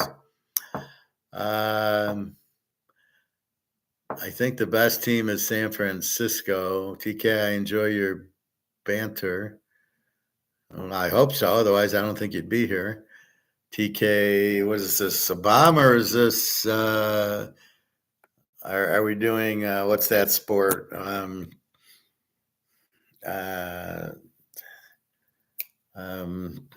Where they sweep the floor. Is that what you're showing me, or are you showing me a bomb? Well, a lot of people enjoy the banner because you can't find it anywhere. When I teach you economics, why do you think Bobby's here? Because he loves economics. He wants to learn it. Nobody else talks about it the way I do. Not your Egon a little bit, but you got to find him in Switzerland. And Mark McGuire a little bit. And then that's it. Nobody else talks about this because nobody else understands it. Oh, the U.S. guy, I can tell 5 minutes if the guy knows what he's talking about. He'll say, well, we're measuring inflation with the prices. and I turn it off because they don't know what you can't measure it. So what have I done? I've showed you, okay, how do you measure inflation with this scenario? So it was a car in 1971 was 4,000. It's now 35,000. A house was 25,000. Is now, let's say, 500,000. Gold was $37. Is now 2,400. Silver was $1.50. Is now 28. How do you measure inflation? Pepsi was a dime for a can. It's 2.50. Bread was a quarter. Is now $3. And Wendy's burger was 55 cents. Is now $5. How do you measure the inflation? Because on Pepsi, it went from 10 cents to 2.50, but Wendy's went from 55 cents to $5. But fucking gold went from 37 to 2,300. You can't get a flat, this is inflation, because depending on the market, the prices go. But what you can depend on is how much money was printed causing these. So as I said, like the Kentucky Derby, it's not that the Kentucky Derby raised their price or the Super Bowl or anything. It's all about inflation, that the money is worth nothing. And that's the key you got to pull out of it. So when you're listening to these guys and they talk about consumer price index, you know what the fuck they're talking. It's immediately, you're an idiot. And I'll tell you, see me, I text it, you're an idiot. You don't know what you're talking about. And I say inflation's the amount of money printed. Got nothing to do with prices, because prices aren't controlled. Like I said, you can have a lot of inflation. It's not going to control this price. The market controls it. I'm going to sell it to Bobby for $1,000, and then he's going to sell it to Nick, but he might only get 1,100, and Nick's going to sell it to Luke, and it'll be 1,200.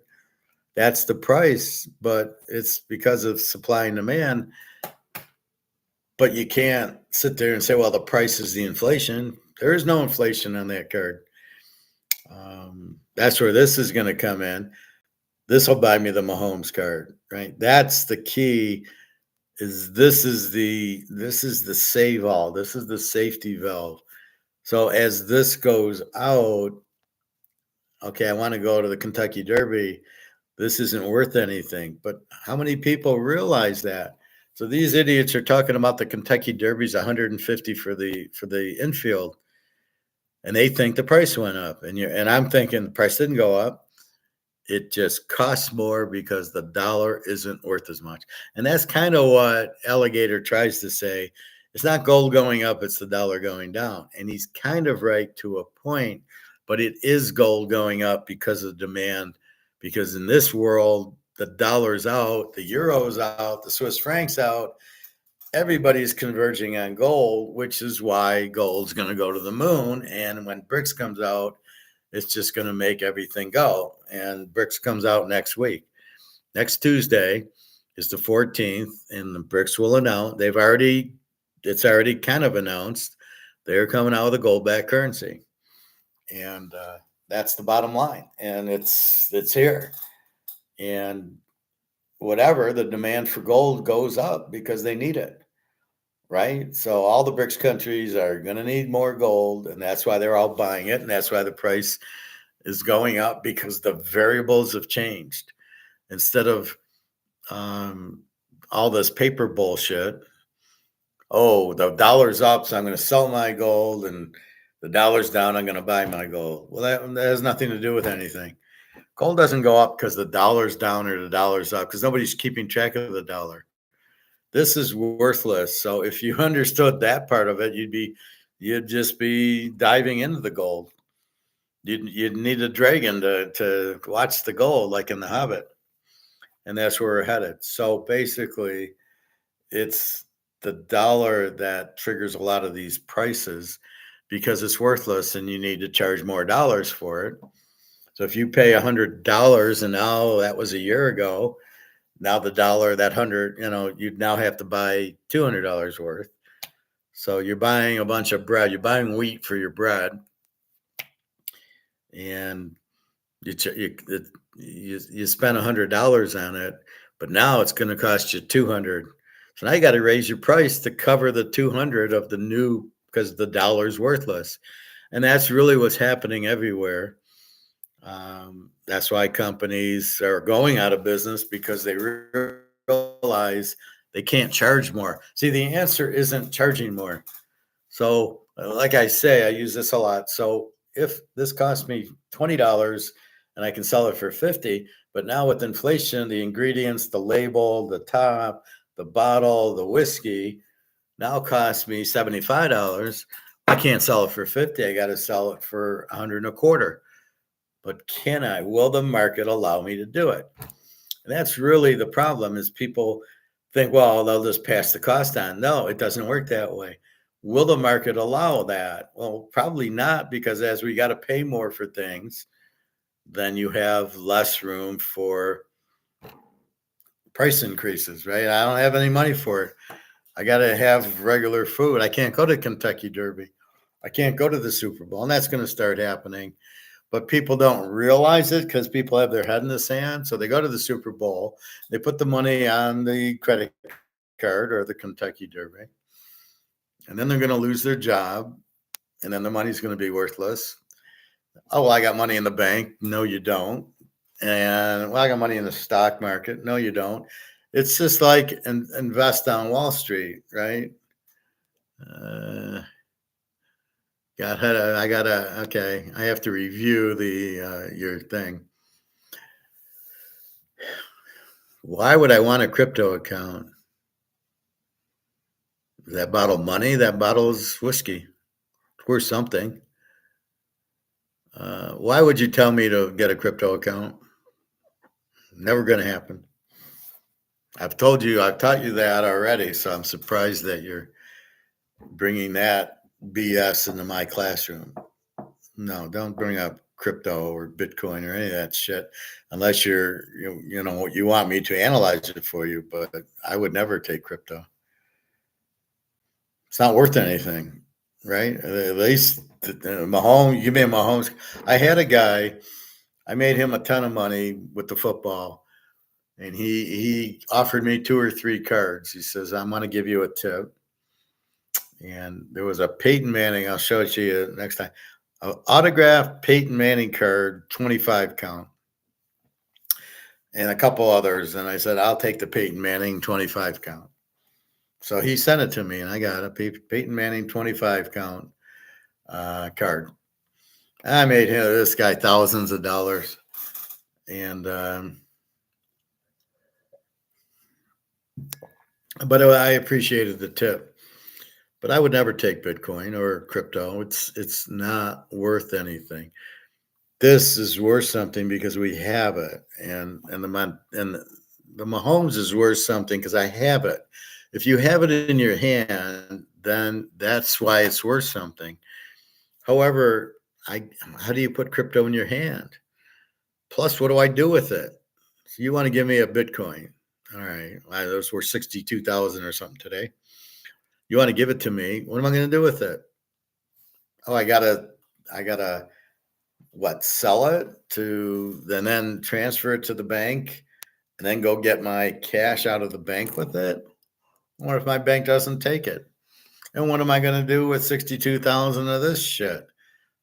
I don't want Bitcoin. I'm not going to take crypto. I don't want it. And it's stupid.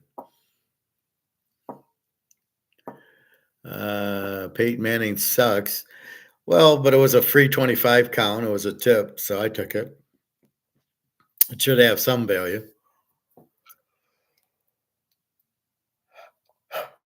But any Peyton Manning 25 count, I was fine with. But so why do you want me to take crypto? Why would I get a crypto account? I don't want one, so I don't understand that comment, but that's not going to happen. Never. Because it's not real, right? It's not. Maybe if it was backed by gold, but then just give me the gold. I don't want the crypto. So there's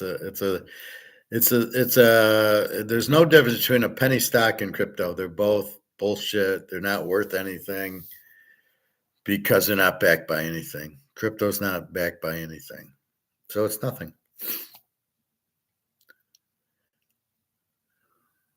Does Luke have one Peyton Manning or Mahomes? Have one what? Don't ask questions like that. I don't know what you're talking about. Does Luke have one? I would assume, does Luke have a Peyton Manning card? Does Luke have crypto? What are you saying? Does Luke have crypto? I have no idea. It's up to me. I've talked him out of it. I think he did at first, and now I got him out of it into gold and silver. But he did have some, not a lot. See, people get brainwashed into buying it because it's being sold to them that you're going to make a lot of money for doing nothing. And believe me, it don't work that way.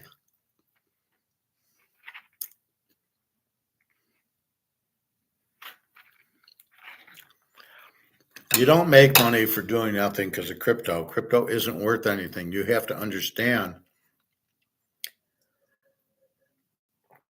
And that's why I explained to him it's not backed by anything. When the dollar goes to zero, your crypto is going to be worth zero. So therefore, why do you want to have it? This can never go to zero because it gets priced in gold, because gold is money. Eventually, right now, gold is priced in dollars. When this goes to zero, gold doesn't go anywhere. It now has a higher value, but it's going to be priced in gold because that's actual real money. It's the only real money there is.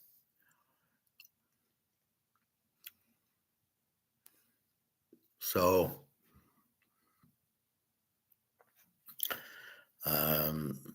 I got him out of it. I got him out of, he was in gold stocks, and I got him out of them down because they're going to crash. You know, when these people in Europe and Asia and Africa start selling their portfolios and they're dumping their stocks, they're not going to like, oh, wait, but don't dump my gold stocks. No, you're dumping everything because you're going to need money. That's the problem. People think they got 100 grand in the bank or 500 grand in the bank, that they have money and they have safety. So I'll go to the Kentucky Derby. I'll go here. I'll go there because I have money in the bank. And when the bank goes under, good luck getting it out. And what's the value of the money going to be? Oh, zero. So with the money being worthless and you can't get it out of the bank, what are you going to do? That's why you don't want to hold it and you get into gold. So again, if you're back to gambling or these teams, again, you're looking at trying to make money. So when you gamble and you're James Caan, you don't want to be, well, I'm going to just hit my mother and my grandfather up for the money, so I don't care if I lose because I'm not going to have to pay anyway. They'll pay. Excuse me. So therefore, I'm there for the fun because I'm bored. Excuse me.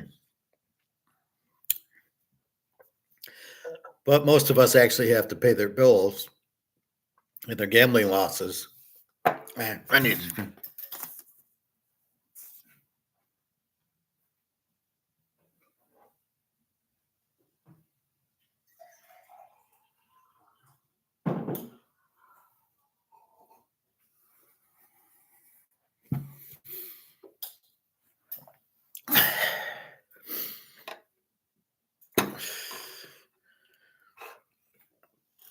So that's what you're trying to do.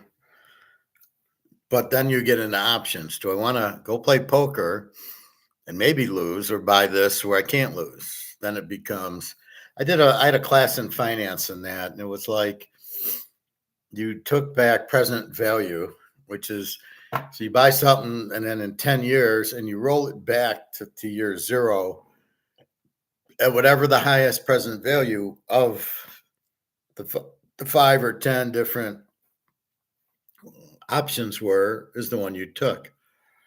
And that's kind of what you're doing with this. So you're saying, I can bet on sports, bet on poker, buy Bitcoin, or I can buy gold. And what's going to give me the best return on investment, net present value to today? And it's gold all the way because there's no risk in gold. It's all profit versus, well, I could lose at poker and I could lose on football or the Kentucky Derby, and I could lose at Bitcoin, and I could lose in the stock market. But the one thing I can't lose in is gold. And now that we know it's price fixed, and now that we know what BRICS is going to do, my risk is virtually non-existent. Now you get the idea. So you want to be in the best return on investment as you can get. Return on investment is, if I invest $100 and I bet football, so let's say 110. Let's say I could lose, and if I go play poker, I could lose. If I buy, $110 worth of Microsoft, I could lose. And if I buy it in Bitcoin, I could lose. Gold, I can't lose. And so that's how you have to understand your investments, is which one you're going to do. That's why when I hear retirement, I laugh. This is your retirement. You can't lose. There's no risk in it. So why wouldn't you retire with this? Why would you fuck around with stocks? But yet all the retirement guys won't tell you about gold. So you sit there and they say, we'll buy Microsoft and Amazon and we'll get some dividend stocks and you get the cash flow when you're older. Yeah, except for the money won't be there. People keep talking about this as if it's not going away. It's going away. Are we going to need a wheelbarrow because it's going to be worthless? Absolutely, just like everybody else. Venezuela, Zimbabwe. I'm sure it wasn't pretty in Rome when that went out. So that's your point. When it goes, you're going to need something. So you got to understand that. All right.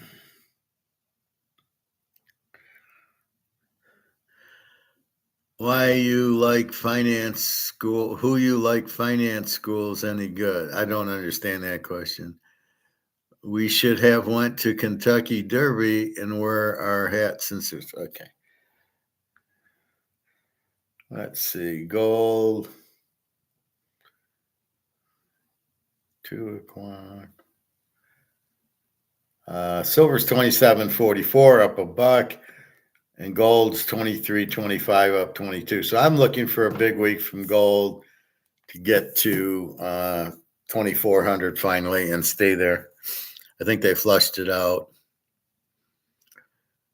So what language are you doing? Who you like finance schools any good? Are you asking me which finance schools are any good? I don't think any of them are. Well, I think Hillsdale, because I think they teach Austrian economics. So the only finance school that's any good is the one that's going to teach Austrian economics, and it's not Ivy League.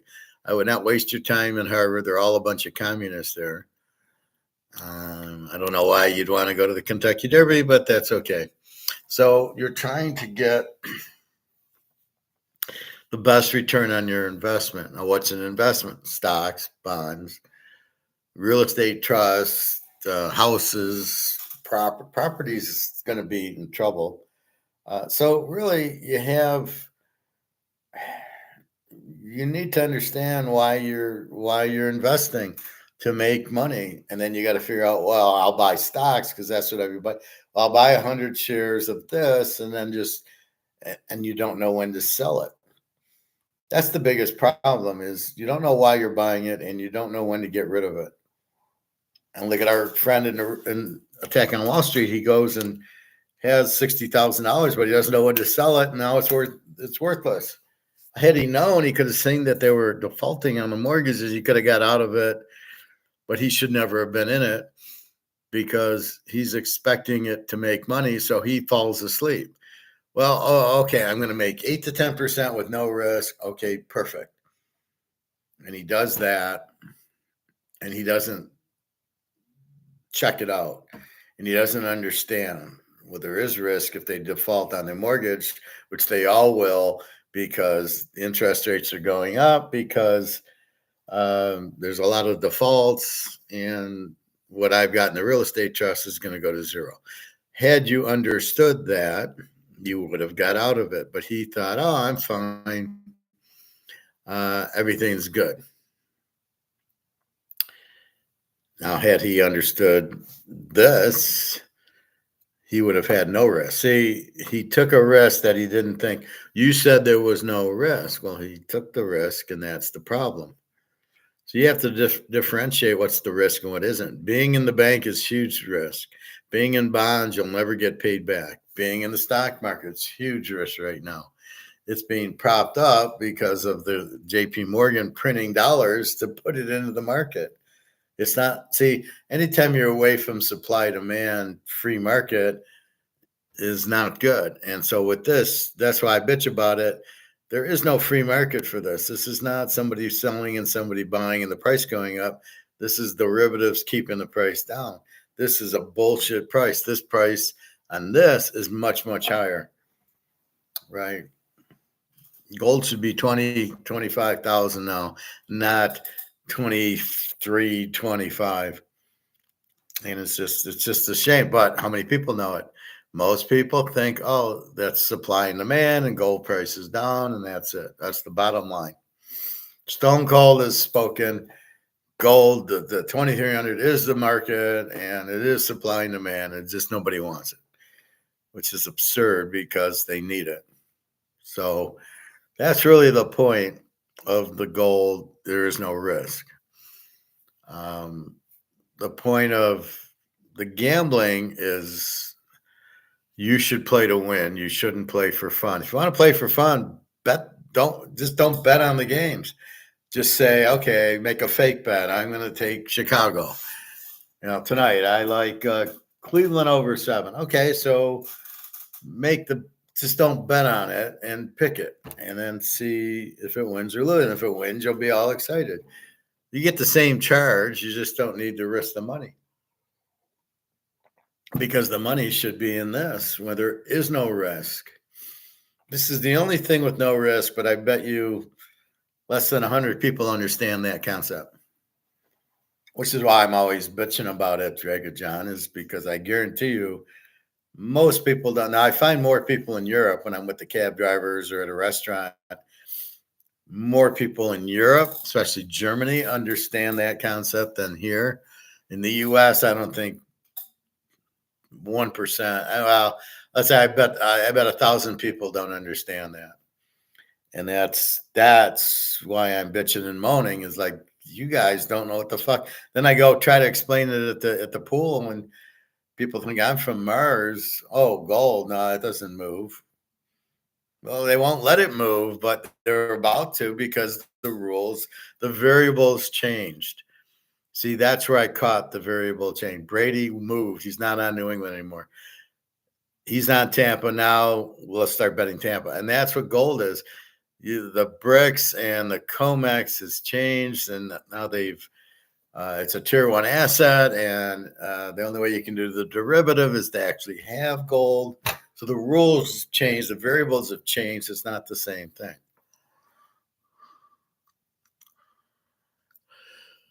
The pool think you're from Mars. Yeah, the pool is a bunch of old idiots, and they've probably got their money in the savings. And when I tell them how much gold they have, they get all nervous. They don't want to hear that their money's worthless. And so I just sit there and go, okay, well, good luck to you. When you need real money, don't come crawling to me. You've been warned. Anyway, yeah, I mean they kind of look at me different. Anyway, so when we bet, we've got to do it with the excess money, not the James Conn. I have no money, but I'm going to bet and let my mom and my grandpa pay it off for you. Or I'll get the player in my class to throw the game and I'll pay off my bill that way. But in reality, you need you need your own money. And that's where it becomes, you got to be careful. And it's the opportunity cost of, I lost $1,000. I could have bought an ounce of this for six. This is 650. I could have bought this. Instead, I lost 650 betting on football. Anyway, I was watching Two for the Money and Two for the Show with Al Pacino and the other guy. I hate the other guy. And, some guy has a Ferrari and he's crying, I lost it. And it's like, what the fuck? Do you not know what you're doing? Who listens to these idiots on the phone telling me what to bet? Yeah, you should bet $30,000. And it's like, yeah, I don't think so. That's why if you do it on your own and you understand how much to bet and who to bet, you'll win a lot more times because these people really don't know. I'm the exception to the rule, but I prove it because you can hear the picks and then they win and you go, oh, well, yeah, he won. Just like Cleveland yesterday. I said, take Cleveland. Cleveland wins. Yeah, he knows what he's doing. He gave a game and it won. Oh, he must know what he's doing. Do they think you're crazy in the head? WrestleMania 41 is going to be again with the WrestleMania. Okay. Do they think I'm? No, they don't think they know I'm saying. They just don't agree because their biggest thing is, well, we don't know you. Like I'm a fucking alien. Well, we can't really trust you because we don't really know you. Well, there's not much to know, except I got a master's in economics and corporate finance, and I've been doing this for since 1995, and I have an idea that I know exactly what's going to happen, and I'm trying to help you. Do you realize I'm trying to help you? No. You're not trying to help us. We're just a bunch of old idiots, and we don't want to be scared into thinking our money's worthless. Well, I'm trying to tell you now while gold's cheap. Then if you wait too long and a gold gets to be 10 grand an ounce, you're fucked. So do you want to wait for that? Do you want to hold your money thinking it's safe? And come on. Hey, Nick. So glad I got out of crypto. Such a Ponzi. Well, yeah. I got your back. Gregor John, financial school any good? Well, do you think it's any good? I learned all this in my master's class. I learned Austrian economics. Now, I have to say I went for corporate finance because I wanted to be a financial analyst. As you can see, I like to analyze. I didn't know there was Austrian economics and Keynesian economics. For my undergrad, I had Keynesian economics. I don't understand a word. And then I get to my master's program and the guy starts talking about Austrian economics. I go, what the hell is that? So I don't know there's two economics, but Austrian is just the way I explain it to you. Inflation is printing the money, and here's the trade cycle, and here's what it is. There was no hard graphs or words that you couldn't understand. It was all just as I'm teaching you, it was all very simple. So that's what I loved out of it was that I actually learned what was going on. That's why I know about gold is because of Austrian economics, because it is real money. And how many people know that? I mean, come on. I mean, if there's 10,000 people in America that know that gold's real money and get rid of the dollar, I'd be shocked. They're all, well, I've got money and it's in my stocks and I've got Microsoft or Amazon. And, like I'm at Myers and we're talking. I don't know the guy. We're waiting in line to pay. And he says, I said, man, things are getting expensive. And he says, well, I'm okay. I'm in Amazon. It never goes down. And I pull it up and it was 130. It's down to 120. And I go, yeah, you're right. It never goes down. It was 130 to 120. And I said, but you know what never goes down is this. And he didn't understand. I'm okay. I got my money in stocks. When the stock market crashes, you idiots, and the money is worthless, get it the fuck out of your banks before you can't and before it's worthless. It's like a sand thing, right? The big sand things, and the sand drips from the top to the bottom. And when the sand's over, whatever happens, happens. And that's where we're at. The sand's draining, right? There's not a lot of sand in the top. And when it goes, so goes the dollar. That's about the simplest way to do it. So you don't think the dollar's out. You don't think the Titanic's sinking until you're at the bottom, until all the water's in and now it's down. So you don't think you need the lifeboat until you need the lifeboat. And what I'm trying to do is say, get the lifeboat now because the sand's draining out. You're gonna need the lifeboat. So why wait? You're welcome, Greg John. So if you can get a financial school with Austrian economics, that would be the best thing to do. It's key to learn Austrian economics. That's why I'm teaching the class, right? So it's going to go private. I don't know, $25 once or twice a week. You pay, I get your email, and now you can go into the class. And that's what I'm just trying to build enough audience. And I got to see if my Teaser King is set up. I called my programmer to add a box economics, and then people can just pay it.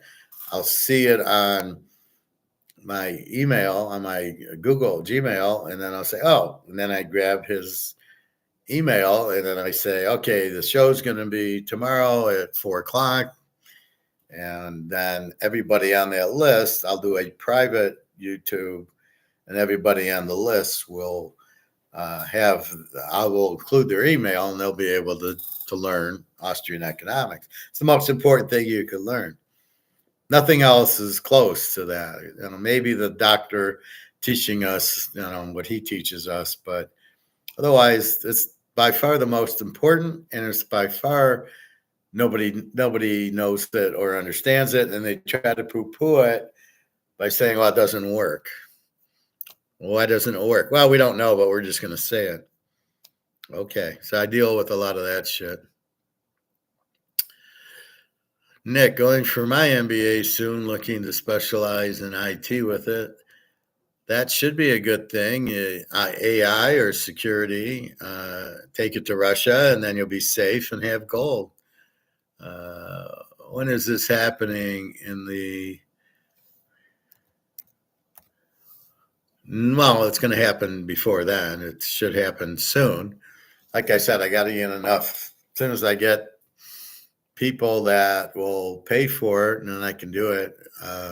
So it's soon, but I got to wait for my guy to put the box in on my Teaser King, and then really I'll just do it here. I just got to make a private show instead of a public one, but should be soon. And really, people need to understand that people don't understand Austrian economics. They don't understand this. They don't understand that. They don't understand this. They don't get 99%. They work 3-4 jobs when they shouldn't. I've never worked more than one job. I've never had to. Because just use your skill, like Nick. He's getting a master's in IT. Well, that's going to pay him a lot. He's already got a finance background. So he'll get paid a lot for the skills that are needed. My concern with that basketball player, he's still doing regular shows. Well, we'll see how it grows. I'll probably still do sports. But if they want to do sports, I'll also do my private football. That also. But, the thought is still to do public. The question will be how in depth, because if I'm going to teach it, then I'm not going to give it away free. I won't get any students. So I'll still do something, but I'll probably start getting tired because I'll teach a class and then, do this. But yeah, well, you know how to get a hold of me. Just go to teaserking.com. Anyway, so that's really what you do. You increase your skill set, increases your pay, then you get to buy more of these. And that is what makes time travel possible. Because you got those, you have no risk, you're going to make a fortune. That's it. That's the secret ingredient to having a nice, happy life. You never wake up where it's zero.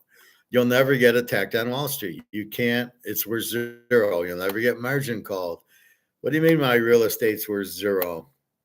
How can that be? That'll never happen to you because you own it. Nobody else, and they can't print it. So you got it. It's it. You're done. You just wait for it to go up. And with bricks coming, my fear is that people will not have enough when bricks announces next week and the price shoots up and you don't have it. And now you're going to say, shit, I wish I would have bought it. Now it's 10 grand an ounce or 5 grand an ounce. And that's what's going to make. That's why you're like, I better buy it this weekend. And it might take a month or so to go, but it's going to go. And believe me, Russia wants it to go. So does China. They hate America. Saudi Arabia, they're still dicking around. They've not officially joined BRICS. They've been offered. They're trying to work out some deal with the U.S. for nuclear weapons or some defense or something, which, I don't know. But we'll see. But at the end of the day, they want to get paid in gold for their oil. They don't. Why would they want this? Yeah, here's oil. Okay, I'll give you this. This has no value, but I'll give it to you. Oh, yeah, that sounds great. I'll take 1,000 of those for my barrel of oil. That's actually real money. So the real asset. So what you should buy down the road is the copper, the mining stuff, the iron ore, the uranium, all that stuff China has. So once everything explodes and everything goes bricks, those stocks will be worth a ton because the demand for the minerals that China has are huge. And that's really what you're going to try to do. So just understand, he with the gold makes the rules, and he with the gold wants the higher price. And everybody who's joining BRICS needs gold, and they are buying and buying and buying. And those who are stupid idiots like the U.S., English, and Canada who say, we don't need, we'll just keep printing. There's no problem. We don't need gold, are going to be left out like a bunch of idiots. Like, okay, you got to admit you're wrong, and they won't do it because they're all Keynesians. And that's why Keynesian doesn't work. That's why Venezuela's fucked up in Cuba. And you can't sit there in North Korea, and you can't sit there and say, well, Sweden's socialist. No, they're not. Neither's Denmark. They're not socialist. The government does not control the markets. The people control the markets. They're free markets. It's the only way to be successful. They have free markets. Russia has free markets now. They are not communists. They used to be, but they're not. So anyway, that's what you need to understand and go from there. So anyway, that's where we're at. Let's go through the picks again. So in the NBA, we are taking Denver minus 6.5.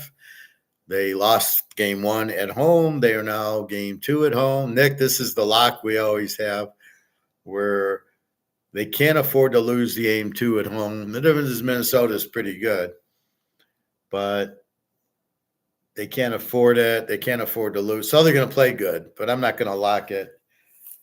I don't know who's on Denver. Are they really that good? I think Jokic is, but I don't know who he is. Then in baseball, we got Philadelphia, Cleveland over 7, Pittsburgh over 8, Tampa Bay over 8, Seattle under 8, the Cubbies under 7.5. The New York Mets, Oakland over 7.5, and Miami under 8.5. My 2 picks, besides Denver minus the 6.5 in basketball, the 2 baseballs are Tampa over 8, Oakland over 7.5. Those are your bets. The best bet is buy gold and silver. You can't lose. See, if you put it that way, why would you bet a lot on a football game when you can bet on gold and you have no risk? And that's where I'm at. It's like I'm not going to go play poker. I'm buying silver and gold because I can't lose, and I could get my aces cracked by 3 sevens, and I lose $300 that I could have put to silver, and I can't lose. So that's kind of where it's at. You can't lose. The Comex is fucking around, but you can't lose. But as long as you have it in your hand, you're never going to get the attack on Wall Street call. Yeah, your $60,000 is worthless. Oh, fuck. You know, and it's the same thing in that Batman movie, The Big Short or whatever, where Batman made all this money shorting it. And they were still fucking around with them because they wouldn't say, because something had happened. And anyway, you have the gold. There's no risk on it. We're downgrading gold. No, it's real money. You can't downgrade it. All right. Our last look at gold. 23, 24. See, it's just sitting there. It's not doing anything the whole afternoon. So you had a little action in the morning when it goes up and then it spikes, because that's what London's in on it, Asia's in on it, Europe's in on it, Africa's in on it. But everybody's sleeping now. So as we get to noon, 2 o'clock, it's just sideways. Silver 27.44, up 97 cents. So there you go, Luke, Tommy, Bobby, Jimmy. We don't know what happened to Bobby, Bo. It's like, where's Waldo or where's Bobby? Can we find Bobby in the crowd? Like, where's Bobby? Philly 1-0 in the fifth. We've got Philly. There we go. And the Tigers will fuck us over 9 ways to Sunday, so not betting on them.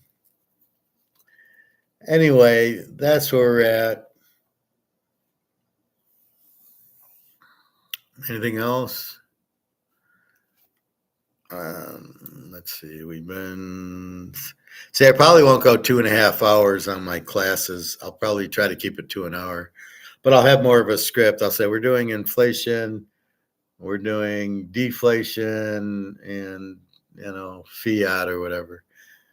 So we know what we know. I've already discussed it. So there's not a lot I have. I'm going to go through my notes and pin it down a little bit more. I have talked about who's the best countries and why, and I have talked about presidents and what they were about on certain wars. So there's not a lot I haven't discovered. But this is, again, 13 weeks, and I talk about, 3 weeks at a time. So, of course, I'm going to repeat myself. But that's not the point. The point is we have new customers all the time. And the fact that Nick gets not to be in crypto and he gets out and Luke gets out of crypto, that's the point I'm trying to bang home. And it takes more than one time to bang it home. But they got it, right? That's the point. You bought a Ponzi scheme, get the fuck out of it before it Ponzi's you. All right, I'm getting hungry. 5:30, 2.5 hours. I will go swim tomorrow morning, and I think that's it. I got to meet my buddy. So I was going to this thing yesterday, and my back I think I got out of my car wrong. My back was killing me.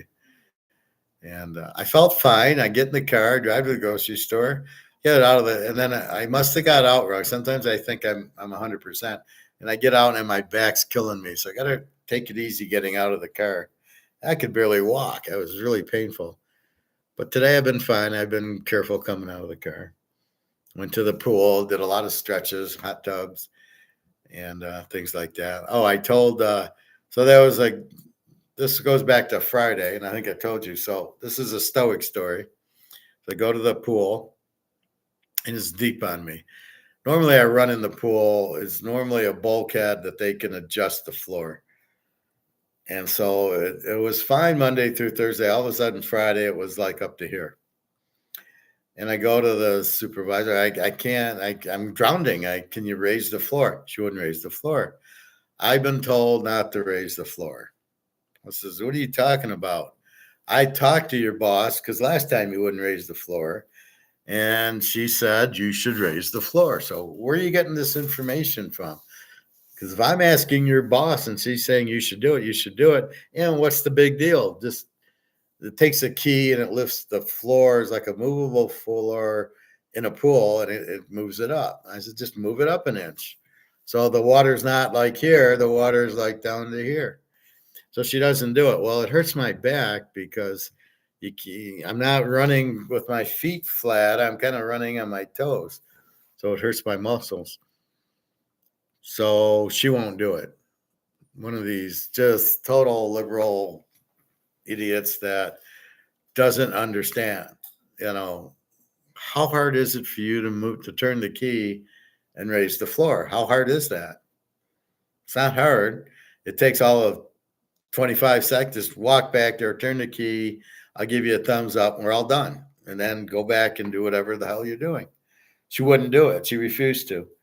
So today I see the supervisor and she likes me. We're friends.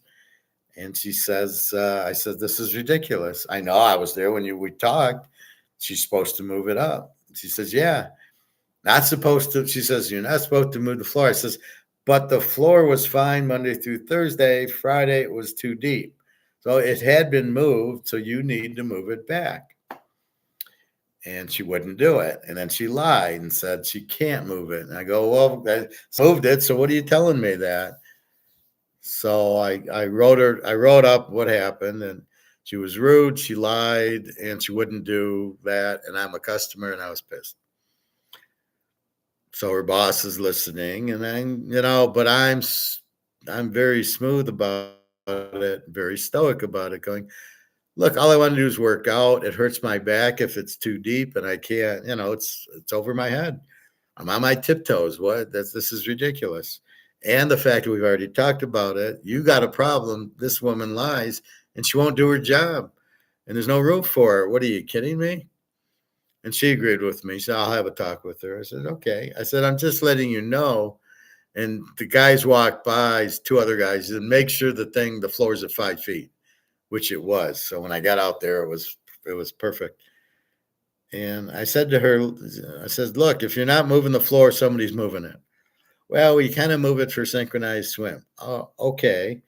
Then move it back. But if it's an inch too low, then you should be able to move it up. So I said, I agree with what you're doing. If you got to move it for synchronized swim or a class, just turn it back to where it is. But if it's not, you need to put it where it belongs, which is 5 feet. And she said, yeah, I agree. So she's going to have a word with everybody tomorrow, all the managers saying, what the fuck are you guys doing? You should be, I think the point was all that this woman got out, she's older, is not to move the floor. What she told them is if the floor is not, it should be 5 feet. But if the floor gets dropped for synchronized swimming and you move it and it's 5'2", yes, then you should move it up to 5 feet. And this is what this lady obviously can't concentrate for more than 2 seconds. So she's, no, I was told not to move it. No, you were told if it's not 5 feet to move it to 5 feet, but if it's at 5 feet, not to move it. But it's still getting moved for these classes. So I had a nice heart. See, but that lady listens to me, the supervisor, and she'll fix it. But right now, so, and she said, thanks for telling me I wouldn't know. And I says, man, I'm sure I'm not the only one pissed off by it. And this is like going to a restaurant and you see a waitress and you say, can I get another water and a ketchup? And she doesn't do it. Well, that's going to be a problem. So anyway, that's where we're at with it. So hopefully she talks and the lady And I says, well, I'm really at the point I can't trust the lady. She's now lied to me twice where she won't help me. So I'm really, if I need something, I won't go to her because she won't help me. And why? I mean, this is a problem. If this lady won't help me, this is a problem if I need something done or somebody else needs something done. She's clearly not going to help, and that's not good. Anyway, so that's the bottom line. So that's another stoic. You stay calm, you do it. Like I said, Daria, I think now she understands. She told me since she was scared, she was emotional, this and that. And so yesterday I go to her and I says, well, you're all, you told me everything and I'm still here. I didn't leave you. I didn't do anything. I'm with you and you should tell me everything. So haven't heard from Daria today. I assume she worked. And it's confusing because it's 5:30 and I haven't heard from her. She was last online at 3:18. So again, you're curious. I think what I'm learning about Daria is when she has a problem, somebody yells at her, she gets emotional, she runs out of money, she gets all scared and all emotional.